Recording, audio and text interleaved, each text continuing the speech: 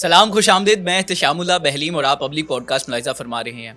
इससे कबल भी हमने जितनी पॉडकास्ट की, हमारी हमेशा कोशिश थी कि कुछ ऐसा कंटेंट लेकर आएँ जो कि आपको वक्ती तौर पे इंटरेस्टिंग भी लगे और आपका दिल ना करे कि यार इसको स्क्रॉल कर दिया जाए। सोशल मीडिया का ज़माना है, जैसे ही कोई कंटेंट आता है वक्ती तौर पे तो आपको अच्छा लगता है, लेकिन बाद में आप उसको स्क्रॉल कर देते हैं। लेकिन हमारी कोशिश होती है कि ऐसी पॉडकास्ट हो कि वो आपको स्क्रॉल करना ही ना पड़े, और हमारी जो शख्सियात आती हैं, गेस्ट आते हैं, वो भी हम ऐसे ही ढूंढने की कोशिश करते हैं। अब्दुल सत्तार खान, मुझे लगता है कि इनका तारुफ करवाऊंगा तो मैं ही अपने आप को छोटा साबित करूंगा, क्योंकि इतना बड़ा तारुफ है, अल्फाज लेकर आऊँ तो अल्फाज फिर भी इनका तारुफ नहीं करवा पाएंगे। पाकिस्तान में 3 अब्दुल सत्तार जिनका तारुफ मैं समझता हूँ कि बहुत बड़ा है। अब्दुल सत्तार न्याजी हों, अब्दुल सत्तार ईदी हों और अब्दुल सत्तार खान हो।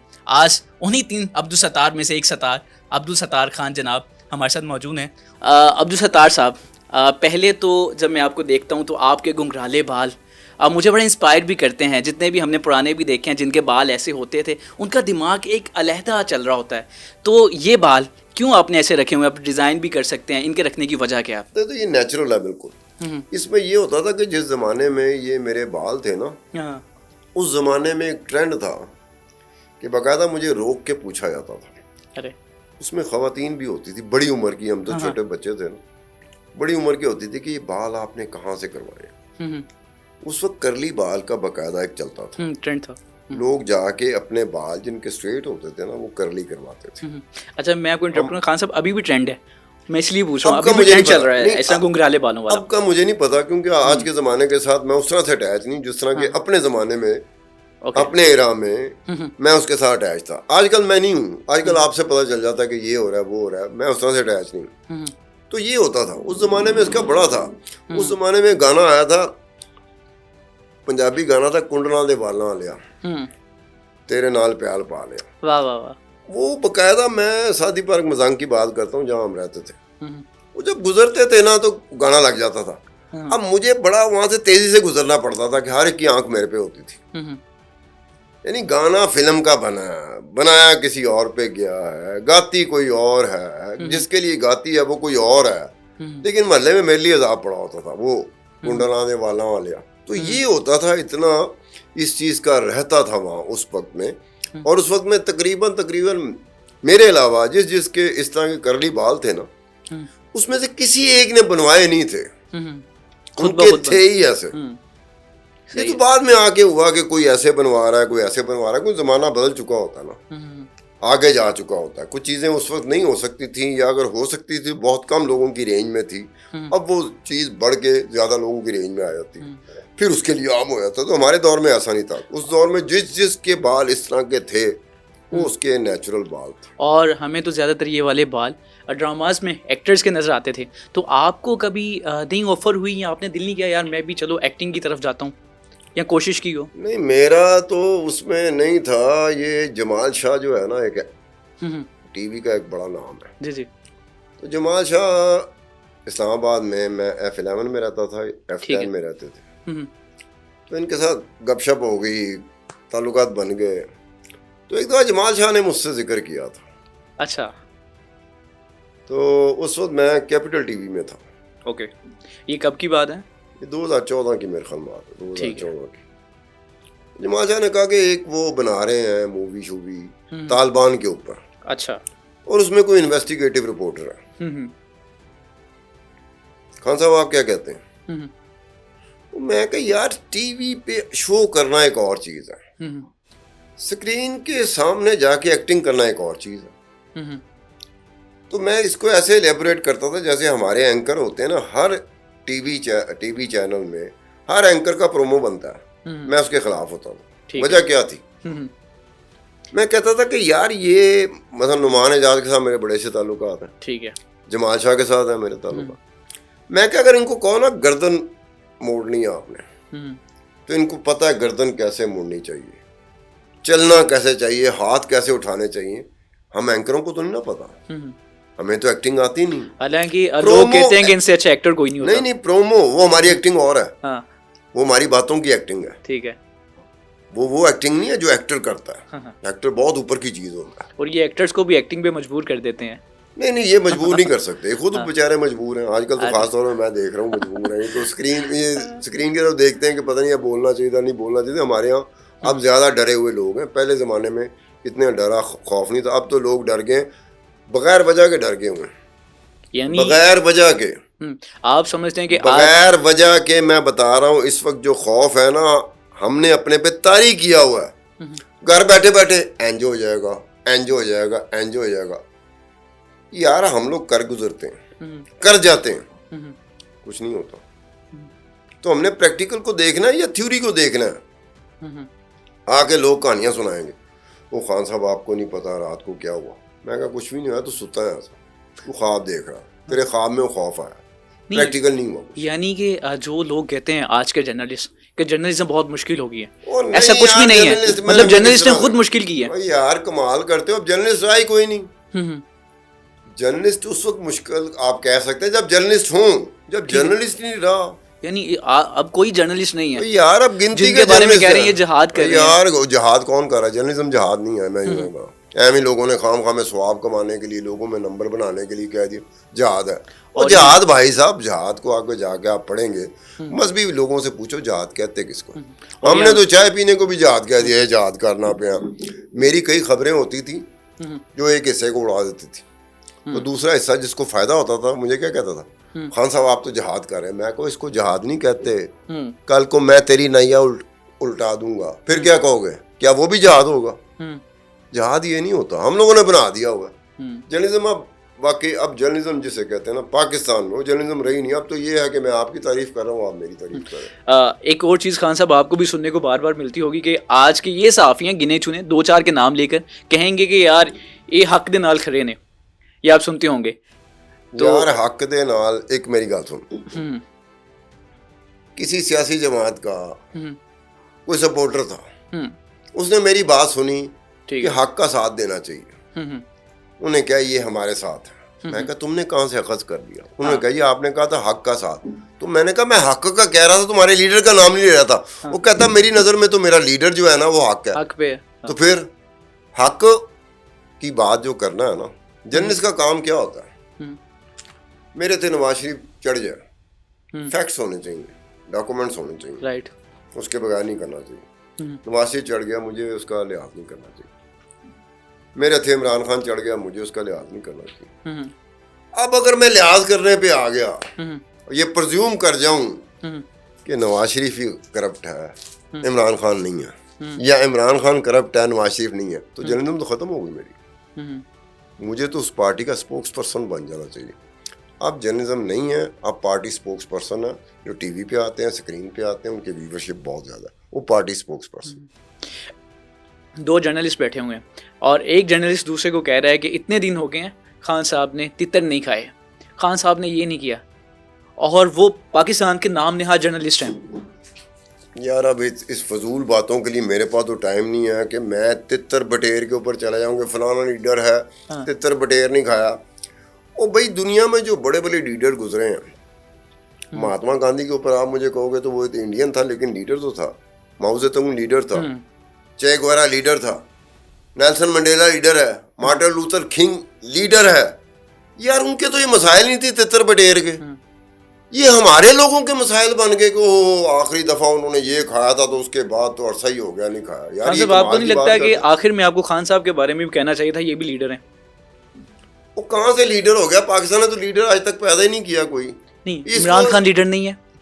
चलो उन गन पॉइंट तक बनवा लो, लाओ अपने कैमरामैन को क्या गन लेके आया, गन तुसी नहीं मानते पे, आप तो ऐसे मनवा रहे हो, तुसी नहीं मानते पे। वर्ल्ड वाइड लोग कह रहे हैं। कहाँ वर्ल्ड वाइड? कहाँ उनके बारे में हमने बनाया है, वर्ल्ड वाइड कोई नहीं कह रहा।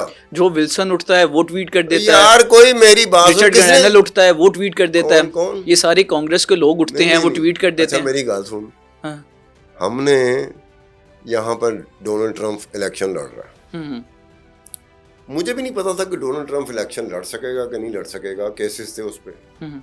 मुझे पीटीआई वालों ने बताया, कहना खान साहब तैयार हो जाओ, ठीक है, डोनाल्ड ट्रंप आ रहा है, तो डोनाल्ड ट्रंप ਨੂੰ ਅਸੀਂ ਲਿਆਵਾਂਗੇ ਤੇ डोनाल्ड ट्रंप ਸਾਨੂੰ ले आएगा। किधर ले आया? आपके सामने है। ये जो आप कहते हैं ना कि वो वल्सन का एक ट्वीट आ गया, फलाना ट्वीट आ गया, यार कल को ट्वीट मेरे ऊपर भी आ सकता है। बात ये है कि वो हुआ कि नहीं हुआ। आप इम्तिहान देने जाते हैं, मैं बड़ी मेहनत की, बात समझ में आ गई, क्या इम्तहान में पास हुए कि नहीं हुए, मैं मेहनत बहुत की थी। आप वही बात कर रहे हो, मेहनत बहुत की थी। अगे तो को पूछा जा रहा है क्या आपने इम्तहान पास कर लिया, आगे से आपका जवाब कोई नहीं। तो क्या आपके इम्तहान वाली बात को मैं रखूंगा? जो आप कह रहे हैं ना, ट्वीट कर रहे हैं, फलाना कर रहे हैं, दुनिया में जिस तरह से सिलसिला चल रहा होता है, हम वो आटे में नमक भी जो है ना वो भी नहीं है। वो बात बीच में रहेगी। खान साहब लीडर हैं नहीं, आप इन लीडर्स का जिक्र कर रहे थे यार। यहाँ पे कौन सा लीडर है? हमने तो आज तक लीडर जो है ना, हमारी एक रही है, पता नहीं, हम कंजूस हैं, हम लीडर नहीं पैदा करते, हम सियासतदान पैदा करते हैं जो एक दूसरे को गालियाँ निकालते हैं। इमरान खान क्या है, वो भी बदतमीजी करता है, बेहूदगी करता है, बदजुबानी करता है, बेहुरमती करता है, गालियाँ निकालता है। जो इमरान का मुखालफ है वो इमरान को गालियाँ निकाल रहा होता है। तो लीडर केड़ा आ गया? मुझे बताओ सही। लीडर तो वो होता है जिसके मुंह से शाइस्तगी के अलावा कुछ ना निकले, मुखालफत के बावजूद वो बंदा इन्हें कह रहा हो इतने माँ बहन हो रही होंगी, वो उसकी माँ बहन कर रहा है, वो उसकी माँ बहन कर रहा है, आप मुझे कह रहे हैं लीडर मानने वाला? पागल है। यानी इस वक्त हम लीडरलेस कौम है। और यार इसीलिए हमारा ये हाल हुआ है ना, लीडरलेस हैं, तो ये हाल हुआ है ना हमारा। मैंने अपना बुत तराश लिया, किसी ने अपना बुत तराश लिया, वो उसकी पूजा कर रहा है, मैं इसकी पूजा कर रहा हूँ। रियलिटी के साथ तो हमारा ताल्लुक ख़त्म हो गया, ज़मीनी हक़ाइक़ के साथ हमारा ताल्लुक ख़त्म हो गया। इस वक्त हमारी कौम का एक बड़ा हिस्सा वो तस्वुराती दुनिया में जा चुका होगा। ओए होए होए, वो तस्वुराती दुनिया कैसी दुनिया, वो आ रहा है, वो जैसे बयान करते हैं ना, आ रहा है, मैं भी देखने लग जाता हूँ यार ये कौन आ रहा है, इसका मतलब है कोई तिलस्माती चीज़ है जो आ रही, आने वाले हैं। यार 3 साल तो मुझे सुनते हो गए, किथे यार। आपने जब लीडर पैदा करना होता है, लीडर आपकी तरह का होता है, आप लीडर की तरह होते हैं। ये तिलस्माती चीज़ें जब हम बनाते हैं ना, जैसे मुर्शद बना दिया, मुर्शद का क्या काम है पॉलिटिक्स में? सियासत में तो मुर्शद पूरी दुनिया में कोई कॉन्सेप्ट है ही नहीं। मुर्शद एक ऐसी चीज़ का नाम है कि जिसके बारे में ये होता है कि आपकी आंखें नहीं उठ सकती उसके सामने। इतने पता नहीं की कुछ चुक देने अगले। अब आप बात सुने, आपको पता है कि अगर मैंने आपको मुर्शद डिक्लेयर कर दिया और आप मुर्शद निकला है तो मैं तो आंखें नहीं उठा सकता। इतने तो हथ भी चुक रहे होंगे ने, तो लत्तां भी चुक रहे होंगे, किस तरह का मुर्शद है? मुझे बताओ ना, अगर मैंने मुर्शद बना दिया, वाह जी वाह कमाल है, और आपने मान लिया, तो फिर मेरा और आपका, मैंने आपको बेवकूफ़ बनाया और आप बेवकूफ़ बने, आ गए आप। अच्छा खान साहब, कौन सी ऐसी चीज़ें हैं जो आपको लगता है कि खान साहब में अगर ये होती, अभी नहीं है, तो मैं कहता कि भाई ये लीडर है, तब मैं लीडर मानता? यार इमरान खान को तो पॉलिटिक्स में आना ही नहीं चाहिए था। ये हमारा एक ज़माने में हीरो था जब ये क्रिकेट खेलता था, उसमें जटता था। हमारी तबीयत क्या है ना, अब मुझे आपको जो मर्जी मुझे ऑफर कर दो कि ये भी है, ये भी है, ये भी है, आप सियासत में आए, मैं 1 सेकंड के लिए सियासत में आना पसंद नहीं करूँगा। क्यों? मेरा वो टेम्परामेंट ही नहीं है, मेरी तबीयत ही उस तरह की नहीं है। इमरान खान की तबीयत और टेम्परामेंट सियासत के साथ, यार क्या मालूम क्या वो कह रहे हैं मैं सियासत में आया नहीं, मैं तो आई खिदमत करने के लिए। खिदमत करने के लिए जाके यार खिदमत करे। खिदमत इसको कहते हैं, सियासत को कहते हैं कि वज़ीर आज़म बन जाते फिर दोबारा वज़ीर आज़म बनने के चक्कर में, इसको कौन सी खिदमत कहते हैं? मुझे दास्ते से खिदमत यार कमाल है। खिदमत के तरीके में दुनिया में जाके देखो, ठीक है, दुनिया में जो खिदमत करता है ना, जो डोनेशन इकट्ठी करता है, वेलफेयर का काम करता है, वो सियासत में नहीं आता। इतने तुसी डोनेशन लेंदे हो, एक अदा वेलफेयर का काम करते हो, फिर उन्होंने बहाना बना के तुसी सियासत ही जा जाते हो यार। उनके साथी कहते हैं खान साहब नहीं आते थे सियासत में, जब शौकत खानम के बाद हमने धक्के से कहा खान साहब नहीं। किन्ने धक्का दसो तो? इमरान इस्माइल, आरिफ अलवी, ये सारे लोग कहते हैं नहीं, वो इन्होंने कहा कि हमने इसको धक्का दिया और इमरान को बेचारे को समझ नहीं आई। यही बात कह रहे हो आप, खुद ही कह रहे हैं। वो सूफी दरवेश बंदा है, वो साथ है, वो अपनी जिंदगी में मस्त रहने वाला बंदा है। अपनी जिंदगी में मस्त रहने वाला सूफी दरवेश कहाँ से हो गया? अपनी जिंदगी में मस्त तो वो दरवेश ही हो गया। अपनी जिंदगी में मस्त रहने वाला बंदा कभी सूफी दरवेश नहीं होता। ठीक है, सूफी दरवेश एक बिल्कुल डिफरेंट चीज होती है। ठीक है, मैं अपनी दुनिया में मस्त हूँ तो मैं सूफी दरवेश हूँ? नहीं, मॉडर्न दरवेश हैं आप। नहीं, ये देखो ना, आपने मॉडर्न का साथ लगा दिया, साथ वो कर दिया, फलाना कर दिया। भाई हमारा काम क्या है? जिम्मेदारी होती है, उसके साथ आप आ जाए। आप करते क्या हैं? आप अपनी, अब मैं आपको कहूँ कि जनाब दुनिया में 10 एंकर हैं जिसमें मेरा नाम अब्दुल सत्तार खान का आता है। अगर आप मेरी बातों में आ जाते हैं तो बेवकूफ़ी तो आपकी है, मेरी तो नहीं है। आपने आंखें खोलनी है कि सत्तार खान दुनिया के टॉप 10 एंकर में कहां से आ गया, ये आपने सोचना है ना। राइट। अब जब कहा जाता है कि ये ऐसा है तो सोचना आपने ये ऐसा है तो कैसे ऐसा है, ये तो कोई भी नहीं सोचता। पूजा पाठ शुरू हो गई, और भाई पूजा पाठ की एक शक्ल होती है जो मज़हब में, हमारे मज़हब में पूजा पाठ की उस तरह की कोई गुंजाइश है ही नहीं। हमारे इधर नहीं है, बाकी बड़े मज़ाहिब में है, उसकी गुंजाइश है। अच्छा, हमारे यहाँ पर नहीं, हमारे यहाँ तो पूजा पाठ शुरू हुई है ना, ये पूजा पाठ हो रही है। अच्छा सत्तार साहब, मेरा अगर वही सवाल आप थोड़ा सा ले लीजिए बस उसको, कि खान साहब में कौन सी आपको लगता है क्वालिटीज़ होती तो मैं समझता भाई कि लीडर है, ये लीडर बन सकता था। वो यार जो क्रिकेटर था, हमें क्रिकेटर जचता था। मैं बाद में करता हूँ, जब ये शौकत खान हम बना रहा था, हम जैसे मेरी तरह के लोग, हमारी तनख्वाहें उस वक्त क्या थी, 2400 रुपये, 2600 रुपये, 2800 रुपये। हम जर्नलिस्ट थे, हम किसी को नहीं मानते थे। शौकत खान हम बंदा पे, यार इसको पैसे देने चाहिए। अब तुम देखो, बात को गौर करना, इसको पैसे देने चाहिए 200, 400, 500 जो कैपेसिटी थी यार, कैपेसिटी में रह के देना ना। बाद में जब मसूफ ने कहा कि जी मैं सियासी जमात बना ली, मैं आ गया, एक हमारा दोस्त था, जर्नलिस्ट था, उसने फ़ोन करके वो मुझे कहा कि पॉडकास्ट में वो बात की नहीं जा सकती। उन्हें कहा ये खान साहब, मुझे कहा कि सत्तार खान साहब ने की गंद कीता।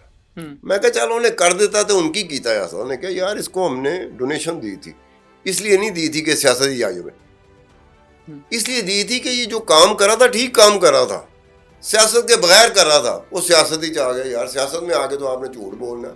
और वो माशाल्लाह इमरान खान ने पिछले सारे आलमी रिकॉर्ड तोड़ देते हैं झूठ बोलने। आलमी रिकॉर्ड तोड़ दिए। मेरे साथ शो में बैठा हुआ था कैपिटल में, हामिद मीर साहब बैठे हुए थे, 1+1 में शो करता था। ये 2014 की मैं बात कर रहा हूँ। चूंकि मेरा कुलीग भी रहा था, मैं द न्यूज़ में था, हामिद मीर जंग में था, तो हामिद मीर ने एक बात की जिस पे हामिद मीर भी हंसा, मैं भी हंसा। वो बाद में वायरल भी हुई, इस दौर में आके वायरल हुई। वो हामिद मीर कहता है कि जी वो धरना, चूंकि धरना वहां पे था, कभी कभार हामिद मीर भी चला जाता था, मैं ज्यादा जाता था धरने पे। अच्छा। उस वक्त तो खैर इनका मैं हीरो था, क्योंकि उस वक्त नवाज शरीफ की हुकूमत थी, हम टिका के नवाज शरीफ को उड़ा रहे होते थे। क्योंकि हुकूमत को उड़ाना पड़ता है ना, जर्नलिस्ट का ये होता है कि हुकूमत को उड़ाता है। वो ये शख्सियत परस्ती में नहीं जाता, वो पूजा पाठ में नहीं जाता। और ऑपोजिशन को उस वक्त लग रहा होता है ये हमारा है, वो बस जो जिसको लग रहा होता है ना वो बेवकूफ़ होता है। उसे पता कि कल को हुकूमत आएगी तो ये हमें भी ऐसे पड़ेगा जैसे इसको पड़ा हुआ। तो हामिद मीर ने बात की, उन्हें कहा सत्तार खान लम्मा चौड़ा कद, गिटे ना गिटा जुड़िया, लत दे नाल लत जुड़ी है, जिन्ना बड़ा झूठ इमरान खान बोल दिया आज तक किसी ने नहीं बोलिया। उसके बाद हामिद मीर भी हंस पड़ा, मैं भी हंस पड़ा। ये हामिद मीर के अल्फाज। लेकिन अभी तो हामिद मीर साहब को लगता है कि वो हक के साथ है। उन्हीं हक के साथ ही आप लोग बहुत जल्दी जोड़ देते हो किसी चीज़ों को। अब 2 महीने 6 महीने बाद इसी हामिद मीर को देखना, आप सुनना, फिर वो भी मुझे कहना कि हाँ जी अब वो हक के साथ है। फिर सानू भी हक लभना पेगा, हक कहते किनू ने। ये चीज़ें होती हैं कि आपको चलना पड़ता है कि यार ये एक चीज़ है। मिसाल के तौर पर आज की हुकूमत बहुत सारे मामले में नाकाम हो गई, तो इसका मतलब है कि आप अपोजिशन को सपोर्ट कर रहे हो? नहीं, आप ये कह रहे हो कि हुकूमत नाकाम हो रही है इस एरिया में। इसका ये मतलब नहीं होता कि अपोजिशन कामयाब होगी। अपोजिशन अपने एरिया में नाकाम हो रही होती है। पाकिस्तान में इस एक वक्त में, आगे पीछे भी होता रहा, इस एक वक्त में हुकूमत भी नाकाम, अपोजिशन भी नाकाम। शहबाज शरीफ की जो हुकूमत है या उसके जो साथी हैं वो भी नाकाम होते हुए नजर आ रहे हैं, और इमरान खान भी बुरी तरह से नाकाम होता हुआ नजर आ रहा है। कामयाब कौन है यार भाई? मां सुबह पूजा पाठ की, और क्या कामयाब है? 3 साल से आप कह रहे हो 2 दिन बाद आ जाएगा, 3 दिन बाद आ जाएगा, 4 दिन बाद आ जाएगा। 3 साल गुजर गए, क्या आपने कभी सोचा? 3 साल गुजर गए, 3-3 दिन करके आपने दिन बिता दिए। मैं हूँगा ना, मैंने किसी को वोट दिया ना, मुझे उम्मीद होती है कि यार ये इलेक्शन जीत जाएगा। ये होती है ना, इलेक्शन का रिजल्ट आया था, वो जीत गया तो ठीक है, नहीं जीता तो मैं क्या कहूँगा, अगली दफ़ा जीतेगा। अगली दफ़ा कब? 5 साल बाद। मैं ये नहीं कहूँगा 3 दिन बाद लो जी वो आ रहा है, लो जी वो आ रहा है, लो जी वो आ रहा है। तो 3 साल गुजर गए यार। कभी इन्होंने नहीं सोचा कि यार इन्होंने 3 साल किस में गुजारे हैं? 3-3 दिन कह के, 2-2 दिन कह के, 1-1 हफ्ता कह के। आ रहा है भाई, परसों आ रहा है, जुमेरात को आ रहा है, हफ्ते को आ रहा है। बुध को आ रहा है जी, जनवरी में आ रहा है जी, मिड जनवरी में आ रहा है जी, फरवरी के शुरू के पहले हफ्ते में आ रहा है। वो 100 तो यार इतने हमारे भोले भोले तो नहीं कहना चाहिए, कुछ और हो गया, वो पूजा पाठ में चले गए। अच्छा खान साहब, आपने भी जिक्र किया कि खान से बड़ा झूठा कोई नहीं, किस तरह के वो झूठ यार बोलते थे? झूठ भला किस तरह का झूठ बोलता है? हाँ, वो उसके झूठ में क्या होता है? जी जी। मिसाल के तौर पे धरने पे खड़ा है, हम्म उन्हें कहा मैं बिजली का बिल नहीं देना, हाँ मैं आपसे भी कहता हूँ बिजली का बिल ना देना, हाँ और मैं कहता हूँ हुंडी हुंडी हुंडी हवाला जानते हो किसको कहते हैं? हुंडी हवाले से पैसा भेजा करें, मंगवाया करें, जी जी, बैंकिंग चैनल से ना मंगवाया करें। ठीक है। बंदा कहता है यार ये लीडर ठीक है आज की हुकूमत का मुखालिफ है, तो ये किस तरह की बातें कर रहा है? उसके बाद खुद ही बिल दे रहा उतार होता है। मतलब ये तो ये ड्रामेबाजी करनी उस तरह की करो जो पकड़ी ना जाए। झूठ बोलना तो माशाल्लाह इस तरह का है, झूठ बोलना क्या 35 पंचर उसके नाम पर धरना दिया गया था, 35 पंचर। ठीक है, साबित भी आप ही ने करना। 35 पंचर पे क्या हुआ कि मैं कैपिटल में शो करता था, मैंने उसमें कहा कि इमरान खान आते जाते भला क्या कहता था कि मुझे एक सफारतकार ने ये बात बताई है। अब जर्नलिस्टों ने कभी नहीं सोचा इस बात पे कि सफारतकार कौन हो सकता है, ढूंढा जाए कि कौन सफारतकार है जो इमरान को दसदा पाया कि 35 पंचर 2013 के इलेक्शन में लगे थे। इत्तेफाक की बात है किसी ने गौर नहीं किया, मैं मगर पै गया, मैं लबना पाएगा यार जो अगर हाथे चढ़ गया पता चल गया, ठीक है। तो उस वक्त रिचर्ड ऑल्सन था जो कि अमरीकी सफीर था। ओके, बस समझ लें कि मेरे पास बात आ गई। अब वो रिचर्ड ऑल्सन ने वो बात बताई थी आगा मुर्तज़ा पोया को, आगा मुर्तज़ा पोया ने ये बात बताई थी इमरान खान को। मैंने अपने शो में आगा मुर्तज़ा पोया को ले लिया और मैंने अपने प्रोड्यूसर को कहा था कि आगा मुर्तज़ा पोया साहब को ये ना कहना कि किस इशू पे बात करनी, उनसे सिर्फ ये कहना ये जो धांधली होती है ना इंतखाबात में, ताकि वो लाइन पे तो आ जाए ना। अगर उसको ये बात का पता चलेगा तो इसका इम्कान है कि वो कहेगा मैं नहीं आता। लो जब आगा मुर्तज़ा पोया साहब आ गए शो में, लाइन पे थे वो, तो मैंने कहा आगा मुर्तज़ा पोया साहब एक सवाल का जवाब आपसे चाहिए। हाँ ना में बात करनी है। क्या ये बात ठीक है कि आपको अमरीकी सफ़ीर रिचर्ड ऑल्सन ने ये बात बताई थी कि 2013 के इलेक्शन में 35 पंचर लग गए हैं? मुर्तज़ा पोया साहब, अब वो पहली दफ़ा उनको हो रहा था कि यार ये मुझसे क्या पूछ रहा है, तो उन्होंने कहा आवाज़ का मसला होगा। समझ आ गई, जो लोग शो देख रहे थे उनको समझ आनी शुरू हो गई कि कोई गड़बड़ है। पोया साहब कुछ चीज़ जो है जो नहीं बता रहे। मैंने यहाँ तक ऑफर दी, मैं कहा जी आप ये भी कह सकते हैं ये सब झूठ है। मुर्तज़ा पोया साहब ने उस पर भी कोई बात नहीं की, वो शो हो गया। ठीक है, उसके 1-2 महीने बाद ये फैजुल हसन चौहान नहीं है जी जी, इसका मुझे फ़ोन आया और उसमें नईमुल हक मरहूम जिंदा थे। ठीक है, तो फैजुल हसन चौहान के साथ मेरी गपशप रहती थी। तो फैजुल हसन चौहान ने कहा खान साहब नईमुल हक तो गल करेंगे, मैं करा दो। तो नईमुल हक साहब ने मुझे कहा कि खान साहब आपने शो किया है कि ये अमरीकी सफ़ीर रिचर्ड ऑल्सन ने ये 35 पंचर वाली बात आगा मुर्तज़ा पोया को बताई थी, वो क्या आप मुझे अपनी सीडी भेज सकते हैं शो की? मैं कहा भेज देता हूँ, मैं महीना पहले तो मैंने शो किया, मैं कहा भेज देता हूँ। मैंने भेज दिया। उसके बाद नईमुल हक ने प्रेस कॉन्फ्रेंस की थी। उस प्रेस कॉन्फ्रेंस में नईमुल हक ने क्या कहा था, पीटीआई के नईमुल हक मरहूम ने क्या कहा था कि जनाब ये रिचर्ड ऑल्सन ने बात बताई थी आगा मुर्तज़ा पोया को, और आगा मुर्तज़ा पोया ने इमरान खान से बात की थी। हमें तो नहीं पता कि ऐसा कुछ हुआ भी था कि नहीं हुआ था। यानी वो भी झूठ साबित। यानी तुम देखो कि आप पूरा 6 महीने 7 महीने 8 महीने साल उस पर लगा रहे हो, उसके बाद आप कहते हो कि जी हमारा तो कोई कसूर नहीं, हमें फलाने ने बताया था। अगले दिन आगा मुर्तज़ा पोया ने कॉन्फ्रेंस कर दी, उन्होंने कहा ऐसी कोई बात ही नहीं, अब बात करो। यार तुम देखो ना एक चीज का मैं कैसे हो गया कि मैं उस तक पहुंच गया। इन्होंने बाद में मुझे फोन किया, नईमुल हक मरहूम ने फैजुल हसन चौहान के जरिए फोन किया, ठीक है सरदार खान से सीडी मंगवा लो, इसके शो में बात हुई है। जब दी सीडी, उसके बाद नईमुल हक ने प्रेस कॉन्फ्रेंस कर दी, यानी कि पीटीआई ने प्रेस कॉन्फ्रेंस की, इमरान खान ने प्रेस कॉन्फ्रेंस की कि जनाब ये बात जो है ना वो अमरीकी सफ़ीर रिचर्ड ऑल्सन ने आगा मुर्तज़ा पोया को बताई थी, आगा मुर्तज़ा पोया ने भी इमरान खान को बताई। हमारा क्या कसूर है? यानी कि हम जो कोई बात बता दें हम चल पड़ते हैं, उसके बाद हम कहते हैं हमारा क्या कसूर है। अब कितनी गवाहियां इस तरह की लोग हैं। तो खान साहब ये साइफर वाला भी ऐसे ही था फिर? यार साइफर में आपको साइफर का पूरा पता नहीं होता साइफर होता क्या है। ठीक है। साइफर होता ये है कि इस मुल्क में, हमारा मुल्क है जहाँ पे बाहर के सफीर होते हैं, सफारतकार होते हैं, साइफर चल रहा होता है। ठीक है। ठीक है। असेसमेंट रिपोर्ट, अदरवाइज उसे कहा जाए असेसमेंट रिपोर्ट होती है। असेसमेंट रिपोर्ट एक सफीर है, असद मजीद खान था नाम उसका, जो अमेरिका में पाकिस्तानी सफीर था, जिसने वो साइफर भेजा था कि जनाब ये डोनाल्ड लू जो है ना, इन्हें तड़ी लाती है कि जी इमरान खान के खिलाफ वोट ऑफ नो कॉन्फिडेंस, फलाना फलाना फलाना। यार कहने का मतलब उसे कहते हैं नोट टेकर। ठीक है।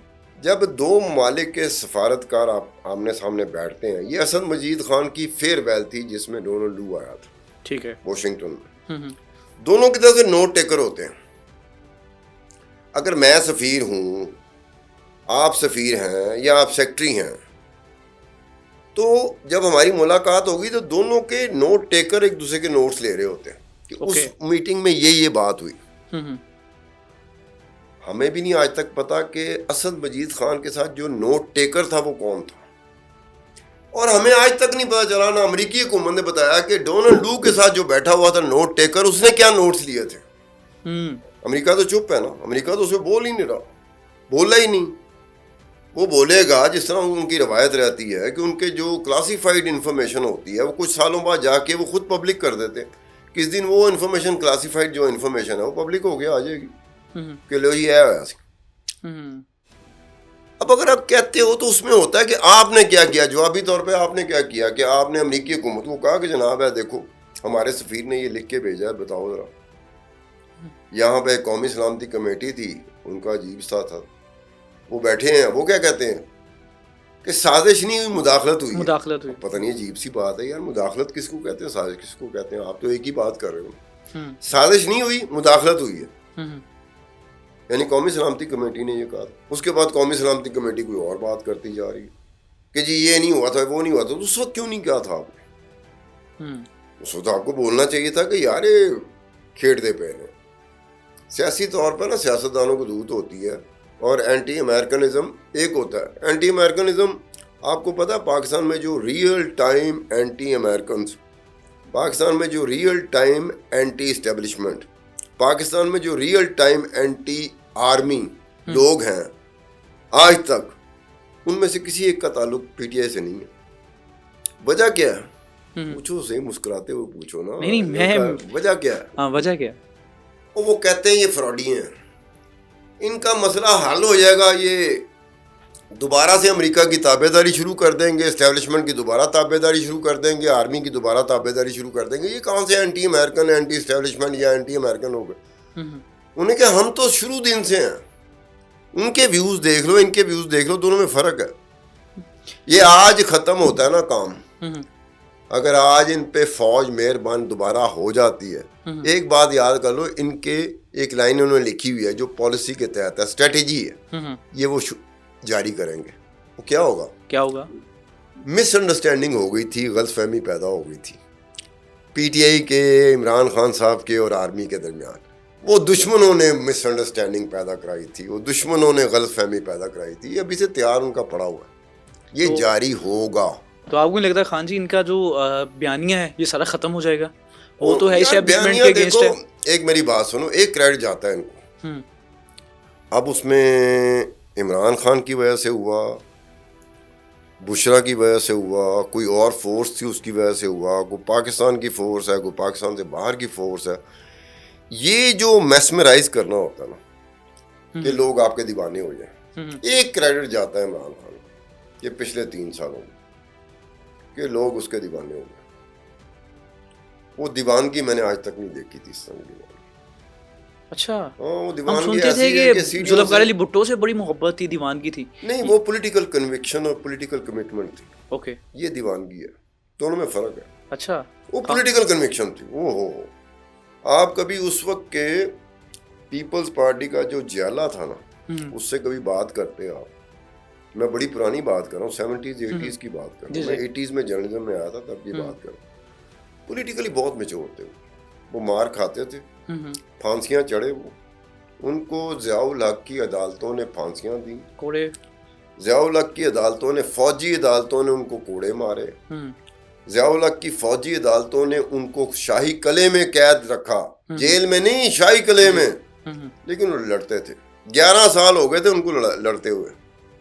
1977 से लेकर 1988 तक, 2 दिसंबर 1988 तक पीपलिया लड़ा है, ये क्रेडिट जाता है पीपल पार्टी को। 11 साल लड़े हैं, फिर जाके हुकूमत मिली थी। ये तो 11 दिन लड़ने के बाद कहते हैं कि हुकूमत कब मिल रही है हमें, कब मिल रही है। यानी आपको लगता है वो नजरियाती थे और ये आशिकी में, ये दीवाना, ये दीवानगी भला कैसे? हमारा डिफेंस है ना, डिफेंस में आप मुझे यकीन करो कि कुछ लोगों का फोन आया था, ये शुरू की बात कर रहा हूँ, वो कहते खान साहब आप हमारा मजाक उड़ाते थे अपने शो में। मैं कहा किस बात पे? कहना आप कहते थे ना सचिन तेंदुलकर की आरती उतारी जाती है, विराट कोहली की आरती उतारी जाती है, कपिल देव की आरती उतारी जाती है, तो धोनी की आरती उतारी जाती है। मेरा एक फेवरेट उनका जो ओपनर रहा है सुनील गावस्कर, उसकी आरती। तो मैंने कहा ये आपका मजाक कैसे उड़ाना है, उनकी आरती उतारी जाती है, मैं तो कहता रहता था अपने शोज में। कहता ये हमने भी आरती उतारनी शुरू कर दी है। मैं कहा आपने किसकी आरती उतारना शुरू कर दी है? उन्होंने कहा इमरान खान की। मैंने कहा हमारे मजहब में गुंजाइश नहीं है आरती उतारने की, हिंदू मजहब में गुंजाइश है आरती की। उन्होंने कहा सीधे लानी शुरू कर दी। अब ये दीवानगी होगी ना, पूजा पाठ इसी को तो कहते हैं। तो आप कैसे देखते हैं इस दीवानगी को खत्म किया जा सकता है? नहीं, ये एक मेरी बात सुनो, इसको मैं एक लफ्ज देता हूँ कैफियत। कैफियत जो होती है ना वो अरसा दराज के लिए होती है, कम अज कम 5, 6, 7, 8, 9, 10 साल, उससे पहले नहीं जाती, ऐम ही नहीं उतरती कैफियत में। शहबाज कलंदर का मैं मुरीद हूँ, ठीक है, मैं अपने माँ बाप का इकलौता बच्चा था, तो उन्होंने कहा कि शहबाज कलंदर को कर देते, तो लेके गए, फिर मुझे साथ लेके जाते थे शहबाज कलंदर के मज़ार पे। तो वहाँ मलंग होते थे, वो जो धमाल डालते थे ना वो कैफियत में चले जाते थे। फिर बारिश हो रही है, बर्फ पड़ रही है, गर्मी है, सैलाब आ गया, पानी आ गया, मलंगों को कोई फर्क नहीं पड़ता था। ये इस वक्त पीटीआई वाले मुझे वो शहबाज कलंदर के मलंग नजर आए, कोई उन पे कोई असर नहीं। आप जो मर्जी करते रहे, पॉडकास्ट करते रहे, जो मर्जी करते रहे। उनके जो मुखालफ हैं इमरान खान के, मुर्शद के जो मुखालफ हैं, वो अपने पॉडकास्ट में जो मर्जी करें। वो जरा मलंग है ना, वो कैफियत ही चाहे वो कुछ 7, 8, 9, 10 साल तो पहले नहीं हो, ऐसे करके नहीं होएगा। मैं अब आ गया उसमें, उस कैफियत में आ गया, आप आ गए यार, हमें कोई रोक सकता ना जी ना, खुदा की कसम, फायरिंग भी हो रही है, लगे रहेंगे, वो उस हालत में चले गए।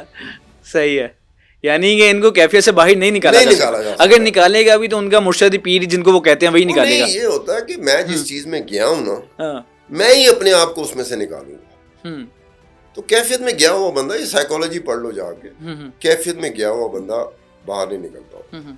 अच्छा खान जी, हम एक चीज़ सुनते थे कि खान साहब के बारे में कि ख़ास किस्म की कोई चीज़ इस्तेमाल करते हैं, अगर वो चीज़ इन्हें ना मिले ज़िंदगी में तो ये तो 1-2 दिन भी बाहर नहीं गुजार सकेंगे कहीं भी। तो वो क्या ख़ास चीज़ थी, और वो क्या, अब तो देखा 2-3 साल होंगे जेल में, तो वो तो बड़ी अच्छी तरह जेल गुजार रहे हैं। यार एक तो अपनी करेक्शन कर लो, 2-3 साल नहीं हुए, 3 साल हो गए हैं तकरीबन जेल में। 3 साल नहीं हुए, हुकूमत से बाहर आए 3 साल हो गए 2022 में। ठीक है, जेल में तो 1.25 साल हुआ है, इतना इसका हुआ है 1.5 साल हुआ। एक बात ध्यान में रख लो, 2 चीजें साबित होती हैं, या तो इमरान खान कोक नहीं लेता था, तो या अगर वो इमरान खान कोक लेता था तो जेल में फिर हुकूमत उसको दे रही है, खत्म हो जाती बात। ओ भाईजान, कोक उन एडिक्शन जिसे कहते हैं ना, जी जी, शराब पीने वाला बंदा जो है ना, हम उसे एडिक्ट नहीं कहते। चरस पीने वाला बंदा हम उसे एडिक्ट नहीं कहते। कुछ और ड्रग्स होती हैं, उसकी एडिक्शन इस तरह की होती है खौफनाक है, अगर ना मिले तो पैड़ा हाल है। बातें 2 चीज़ों में से एक चीज़ तय हो गई, या तो इमरान खान सिरे से कोक लेता ही नहीं था, मशहूर किया हुआ था, तो अगर इमरान खान लेता था तो इस वक्त जेल में उसको कोक हुकूमत ही दे सकती है, और हुकूमत अपनी जिम्मेदारी समझ के दे रही होगी। तीसरी बात कोई नहीं। आपको क्या लगता है? यार मेरे लिए भी बात है क्या, मैं मुझे क्या वो मलंग समझा हुआ कैफियत वाला कि मैं किसी जगह पे घुस जाऊंगा, मुझे कोई रोक नहीं सकेगा, हाँ। नजर मैं नहीं आऊंगा, अंदर जाके देख के बाहर आ जाऊंगा। हाँ। नहीं खान साहब, आप तो बहुत पुराने जानते हैं उनको। मेरे सामने ऐसा नहीं हुआ कि इमरान खान मेरे सामने कोक पी रहा हो। लेकिन ऐसा हो सकता है कि आपने देखा हो कि इनकी जो कैफियत है वो बता रही है उन्हीं कुछ। कैफियत तो उसकी कोक के बगैर भी वैसी ही रहती है। वो जिस हालत में होता है ना, वो उसके लिए किसी कोक की जरूरत नहीं है, वो वैसे ही हम्म। वो बॉदर नहीं करता। इमरान खान की एक आदत आप बताओ, वो अपनी फैमिली को बॉदर नहीं करता था, अपने बाप को बॉदर नहीं करता था, अपनी बहनों को बॉदर नहीं करता। हम्म। एक शख्सियत आई इसकी जिंदगी में जिसका नाम बुशरा। हम्म। बुशरा के सामने इमरान इस तरह का हो गया, ये जो इमरान को जानते हैं ना उनके लिए झटके वाली बात है। इमरान बॉदर नहीं करता था, इमरान जमैमा को बॉदर नहीं करता था। इमरान अपने दौर में बड़ी से बड़ी शख्सियत आई, बॉदर नहीं करता था। एक बात में रख लेना, हाँ। लीस्ट पुश्ड अबाउट बंदा था ये। हम्म। अब बुशरा का पता नहीं क्या हुआ कि बुशरा के सामने तो ऐसा है कि वो स्कूटी वाले कुछ है उधर जमान पार्क में, वो बताते थे मुझे, कहता ये अगर अकेले हों दोनों, अगर अकेले हों बुशरा और इमरान, तो बुशरा कहेगी तो इमरान बैठेगा, वरना नहीं बैठेगा। इतने फर्मा बरदार। तो खान जी ये सुनते थे कि कोई जादू वगैरह कोई इस तरह की बात तो नहीं, या ये भी बस जादू वगैरह यही बात होगी ना कि जमान पार्क में मैंने भी देखा कि लोगों पे असर होता है ना। अगर मेरे पे असर हो जाए कि तुम जादू करते हो तो मैं आ जाऊंगा तुम्हारे पास, ठीक है, पता नहीं तुम जादू करते हो कि नहीं करते, मैं तुम्हारे पास आ जाऊंगा। उत्थे भी यह होता सी जमान पार्क में। ये आपने फील किया? यार मेरे सामने धागा बने, एक दरख्त धागा बनया जाता सी, पढ़े लिखे मियाँ बीवी थे, औलाद नहीं हुई थी, पता नहीं क्या नहीं, वो धागा बांध रहे थे। अच्छा। अब देखो ना, मुझे कोई कहता है ठीक है, अब मुझे जिस जगह पे भेजा या मैं जिस जगह पे जाता हूँ, मुझे तो नहीं ना पता कि वो जादू करता है कि नहीं करता। मैं चला गया हूँ, अब जरूरी थोड़ी है कि वो वाकई जादू करता हो। मैं चला गया, बस यही सोच के चला गया कि असर है। हमने तो जमान पार्क के जो इर्द गिर्द एक वक्त में जब ये जमान पार्क में था, उस रूटीन में जो उसके इर्द गिर्द जो ट्रैफिक चल रही होती थी ना, उसमें लोग गाड़ियों में हों, रक्शे में हों, मोटरसाइकिल पर हो, वो जब जमान पार्क के उसमें से गुजरते थे तो हाथ उठा के ना, बाकायदा हाथ उठा के, ऐसे जैसे कोई मज़ार के पास से नहीं गुजर रहे आप, दादरबार के पास से गुजर रहे होते तो आप अक्सर देखते हो कि दादरबार की तरफ देख के, ये शहबाज कलंदर का होता था, अब्दुल्ला शाह गाजी का होता जी था, जी, लोग सलाम करते हैं, लोग सलाम करते हैं, तो वो इस तरह का था।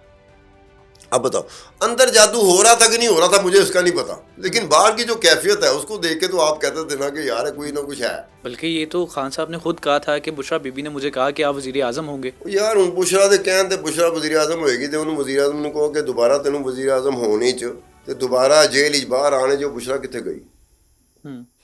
यार मेरी बात सुनो, मैं तकलीफ में हूँ, मैं ना प्राइम मिनिस्टरशिप के बगैर रह पा रहा हूँ, ना मैनू में जेल ही सुकून मिलता पाया। मुझे कहा जा रहा है, मेरे बारे में कहा जा रहा है मुझे स्लो पॉइजनिंग दी जा रही है। कैसी स्लो पॉइजनिंग है, साल तो उत्ते हो गया, बंदा नहीं अपनी यहाँ पे कायम। यही मौजूदा है, चमत्कार है, मेरी नजर में तो चमत्कार है, क्योंकि बुशरा झूठ नहीं बोल सकती। एक बात है, ठीक है, बुशरा कह रही है ना कि स्लो पॉइजनिंग, तो स्लो पॉइजनिंग का स्टेटमेंट दिए हुए साल से ऊपर हो गया, खाने में हाथ पीक मिला के दिया गया। तो ये एक बात थी कि अलीमा खान और बुशरा के दरमियान ये जरूर रहता था कि मुकाबला होता था ना नंद और भावज का। ये मुकाबला बड़ा अजीब व गरीब था कि वो बुशरा जाती है, मिलती है, बुशरा बाहर आके कहती है कि जी इसको इमरान खान को स्लो पॉइजनिंग हो रही है। तीसरे दिन अलीमा खान जाती है, वो बाहर आके स्टेटमेंट क्या देती है कि मेरे भाई पे तो नूर उतरा हुआ। अब समझ नहीं आती कि जिसको जहर दिया जा रहा है उसी के चेहरे पे नूर आ रहा है। गल मनिए कि वो गल मनी, लेकिन जो कैफियत में आया हुआ ना वो दोनों बातें मान रहा है।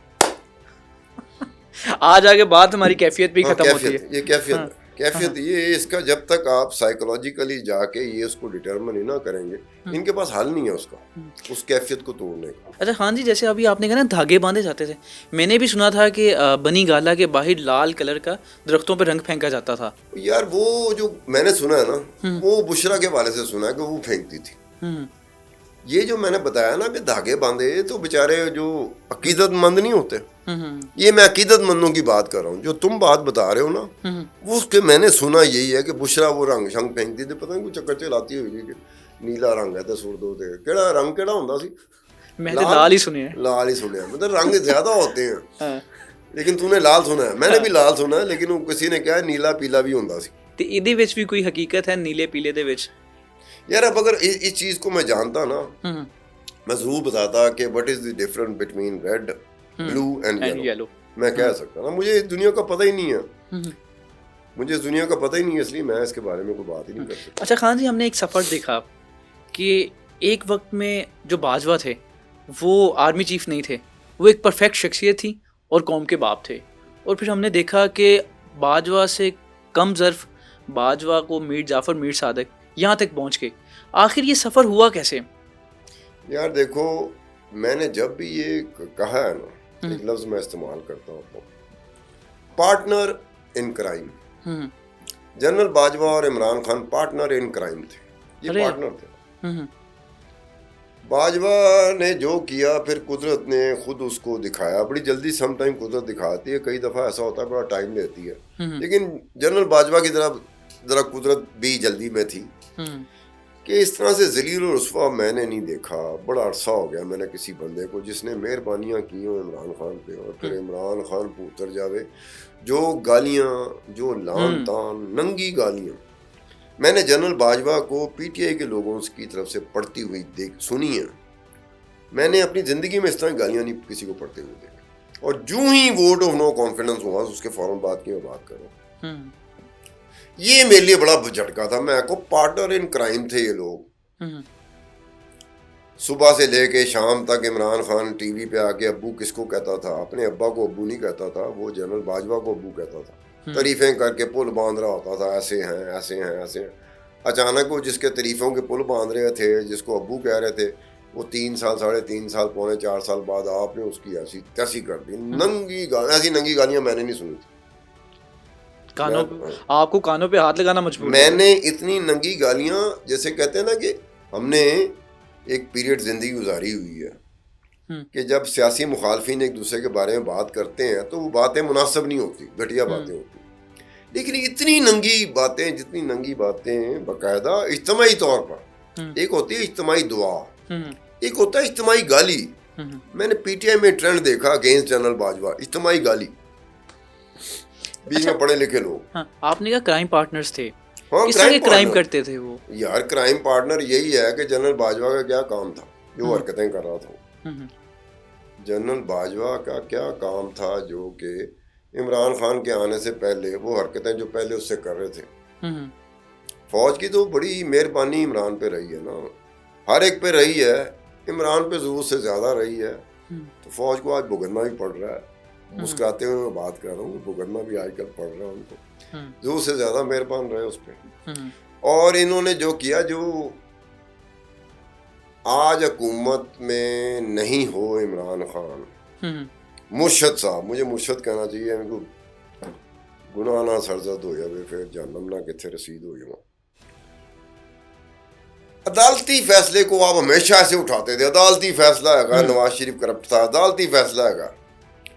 वो अदालत ने तुम्हें भी करप्ट डिक्लेयर करके तुम्हें भी सजा दे दी। अब बात करो, किसी की बारी हो तो अदालत अदालत अदालत कमाल, चुक लो अदालत को कर दिया। अपनी बारी आ जाए, अदालत ने बड़ी ज्यादती की है, बड़ी ज्यादती की है। ये मुझे समझ नहीं आई इस फार्मूले की, ये कौन सा फार्मूला है? एक अदालत आपको सजा दे रही है, मैं उसके सदके जा रहा हूँ, वही अदालत मुझे सजा दे देती है और मैं उसको गालियाँ निकालनी शुरू कर दूँ। ये क्या तरीका? बताओ ना मुझे। ठीक है।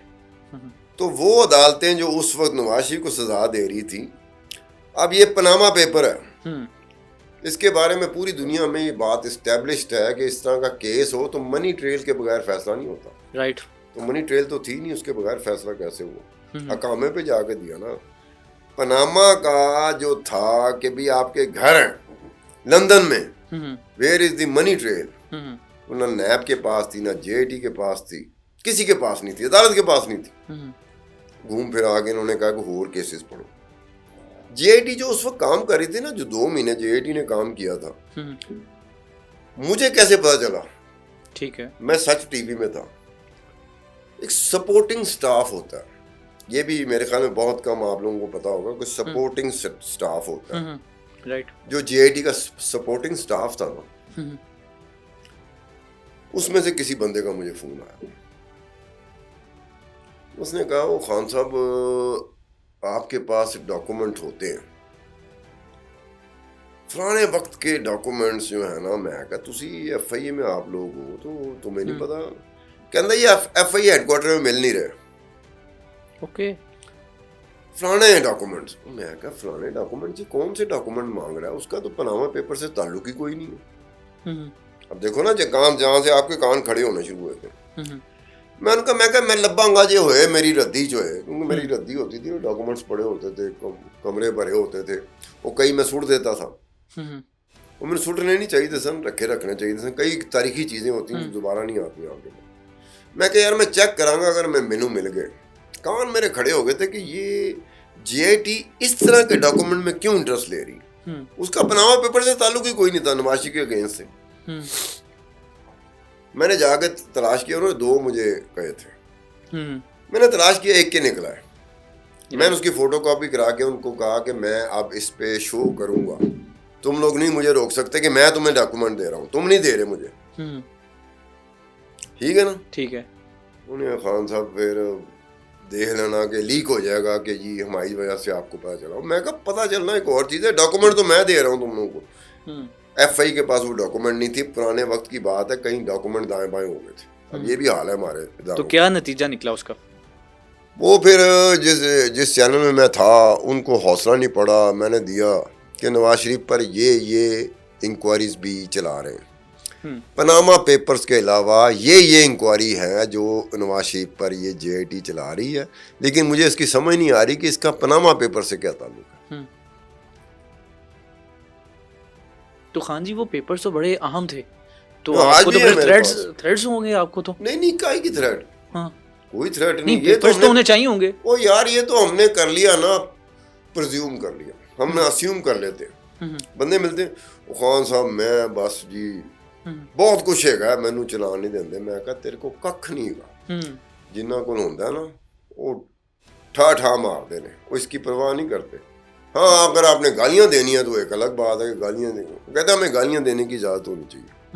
ये जब हम माइक के सामने बैठते हैं ना, तो हमारी सबसे बड़ी जो डिमांड होती है ना, वो क्या होती है?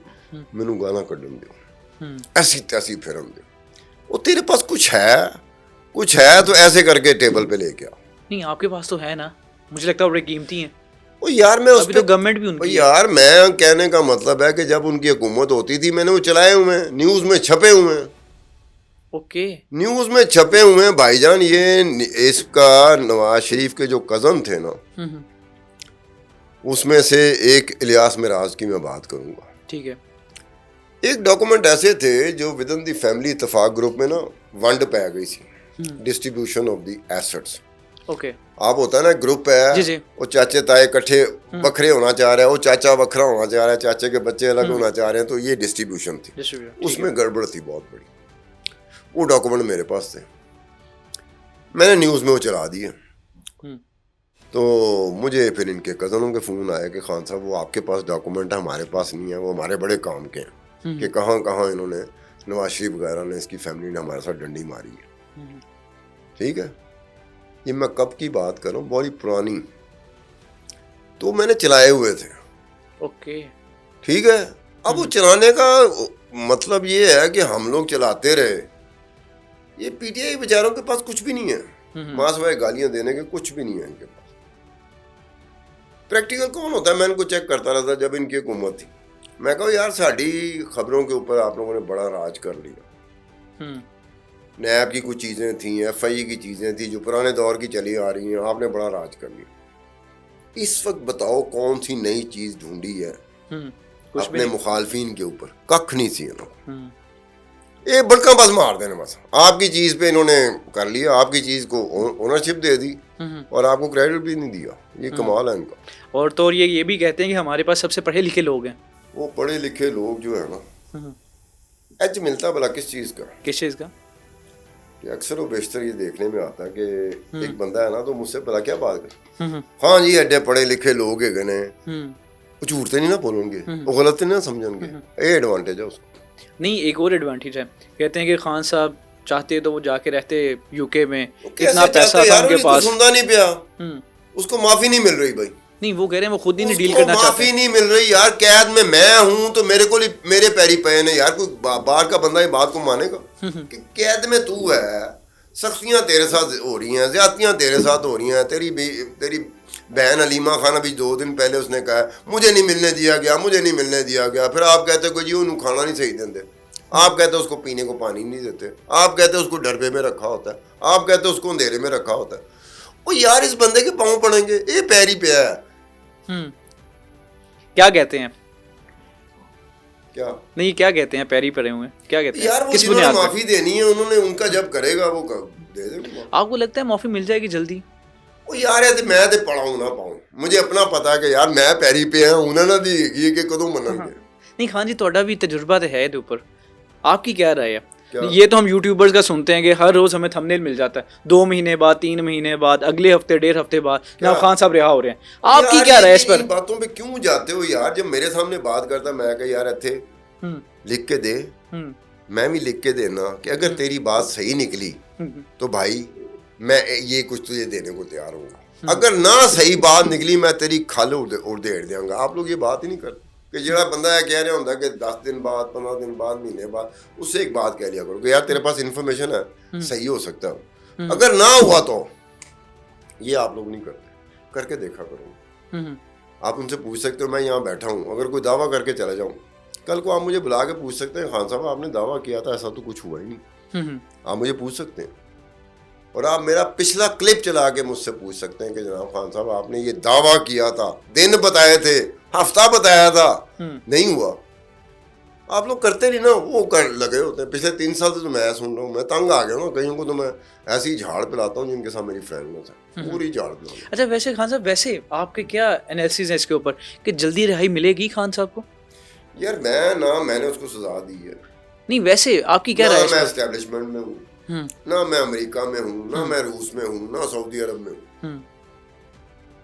ये उन लोगों को पता होता है जिन्होंने एंज करके अंदर रखे, और उन्हें पता है कि ऐसी कदों छड़ना है, ये आप उनसे पूछें, वो आपको सही बताएंगे। हमारे जैसे बंदे तो तुक्के मार रहे होंगे। अच्छा खान साहब, इस वक्त जरदारी साहब बीमार हैं, आपको क्या लगता है खान साहब जरदारी साहब की बीमारी के साथ पीपल्स पार्टी को क्यों खतरा साथ उसके साथ जोड़ा जाता है? यार पीपल पार्टी वैसे अवामी मकबूलियत जो है ना, वो बेनज़ीर भुट्टो के पास उसकी ख़त्म हो चुकी है।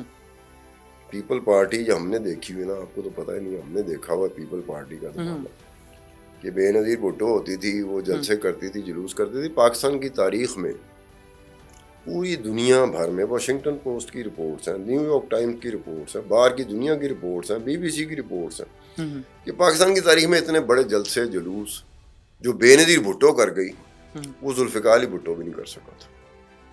वो अरूज जो था ना पीपल पार्टी का, अवामी मकबूलियत का, वो तो बेनज़ीर भुट्टो के मर्डर के बाद वो ख़त्म हो गया। तो पीपल पार्टी को क्या खतरा? हाँ सिंध में है, वो सिंध उन्होंने रखा हुआ अपने पास।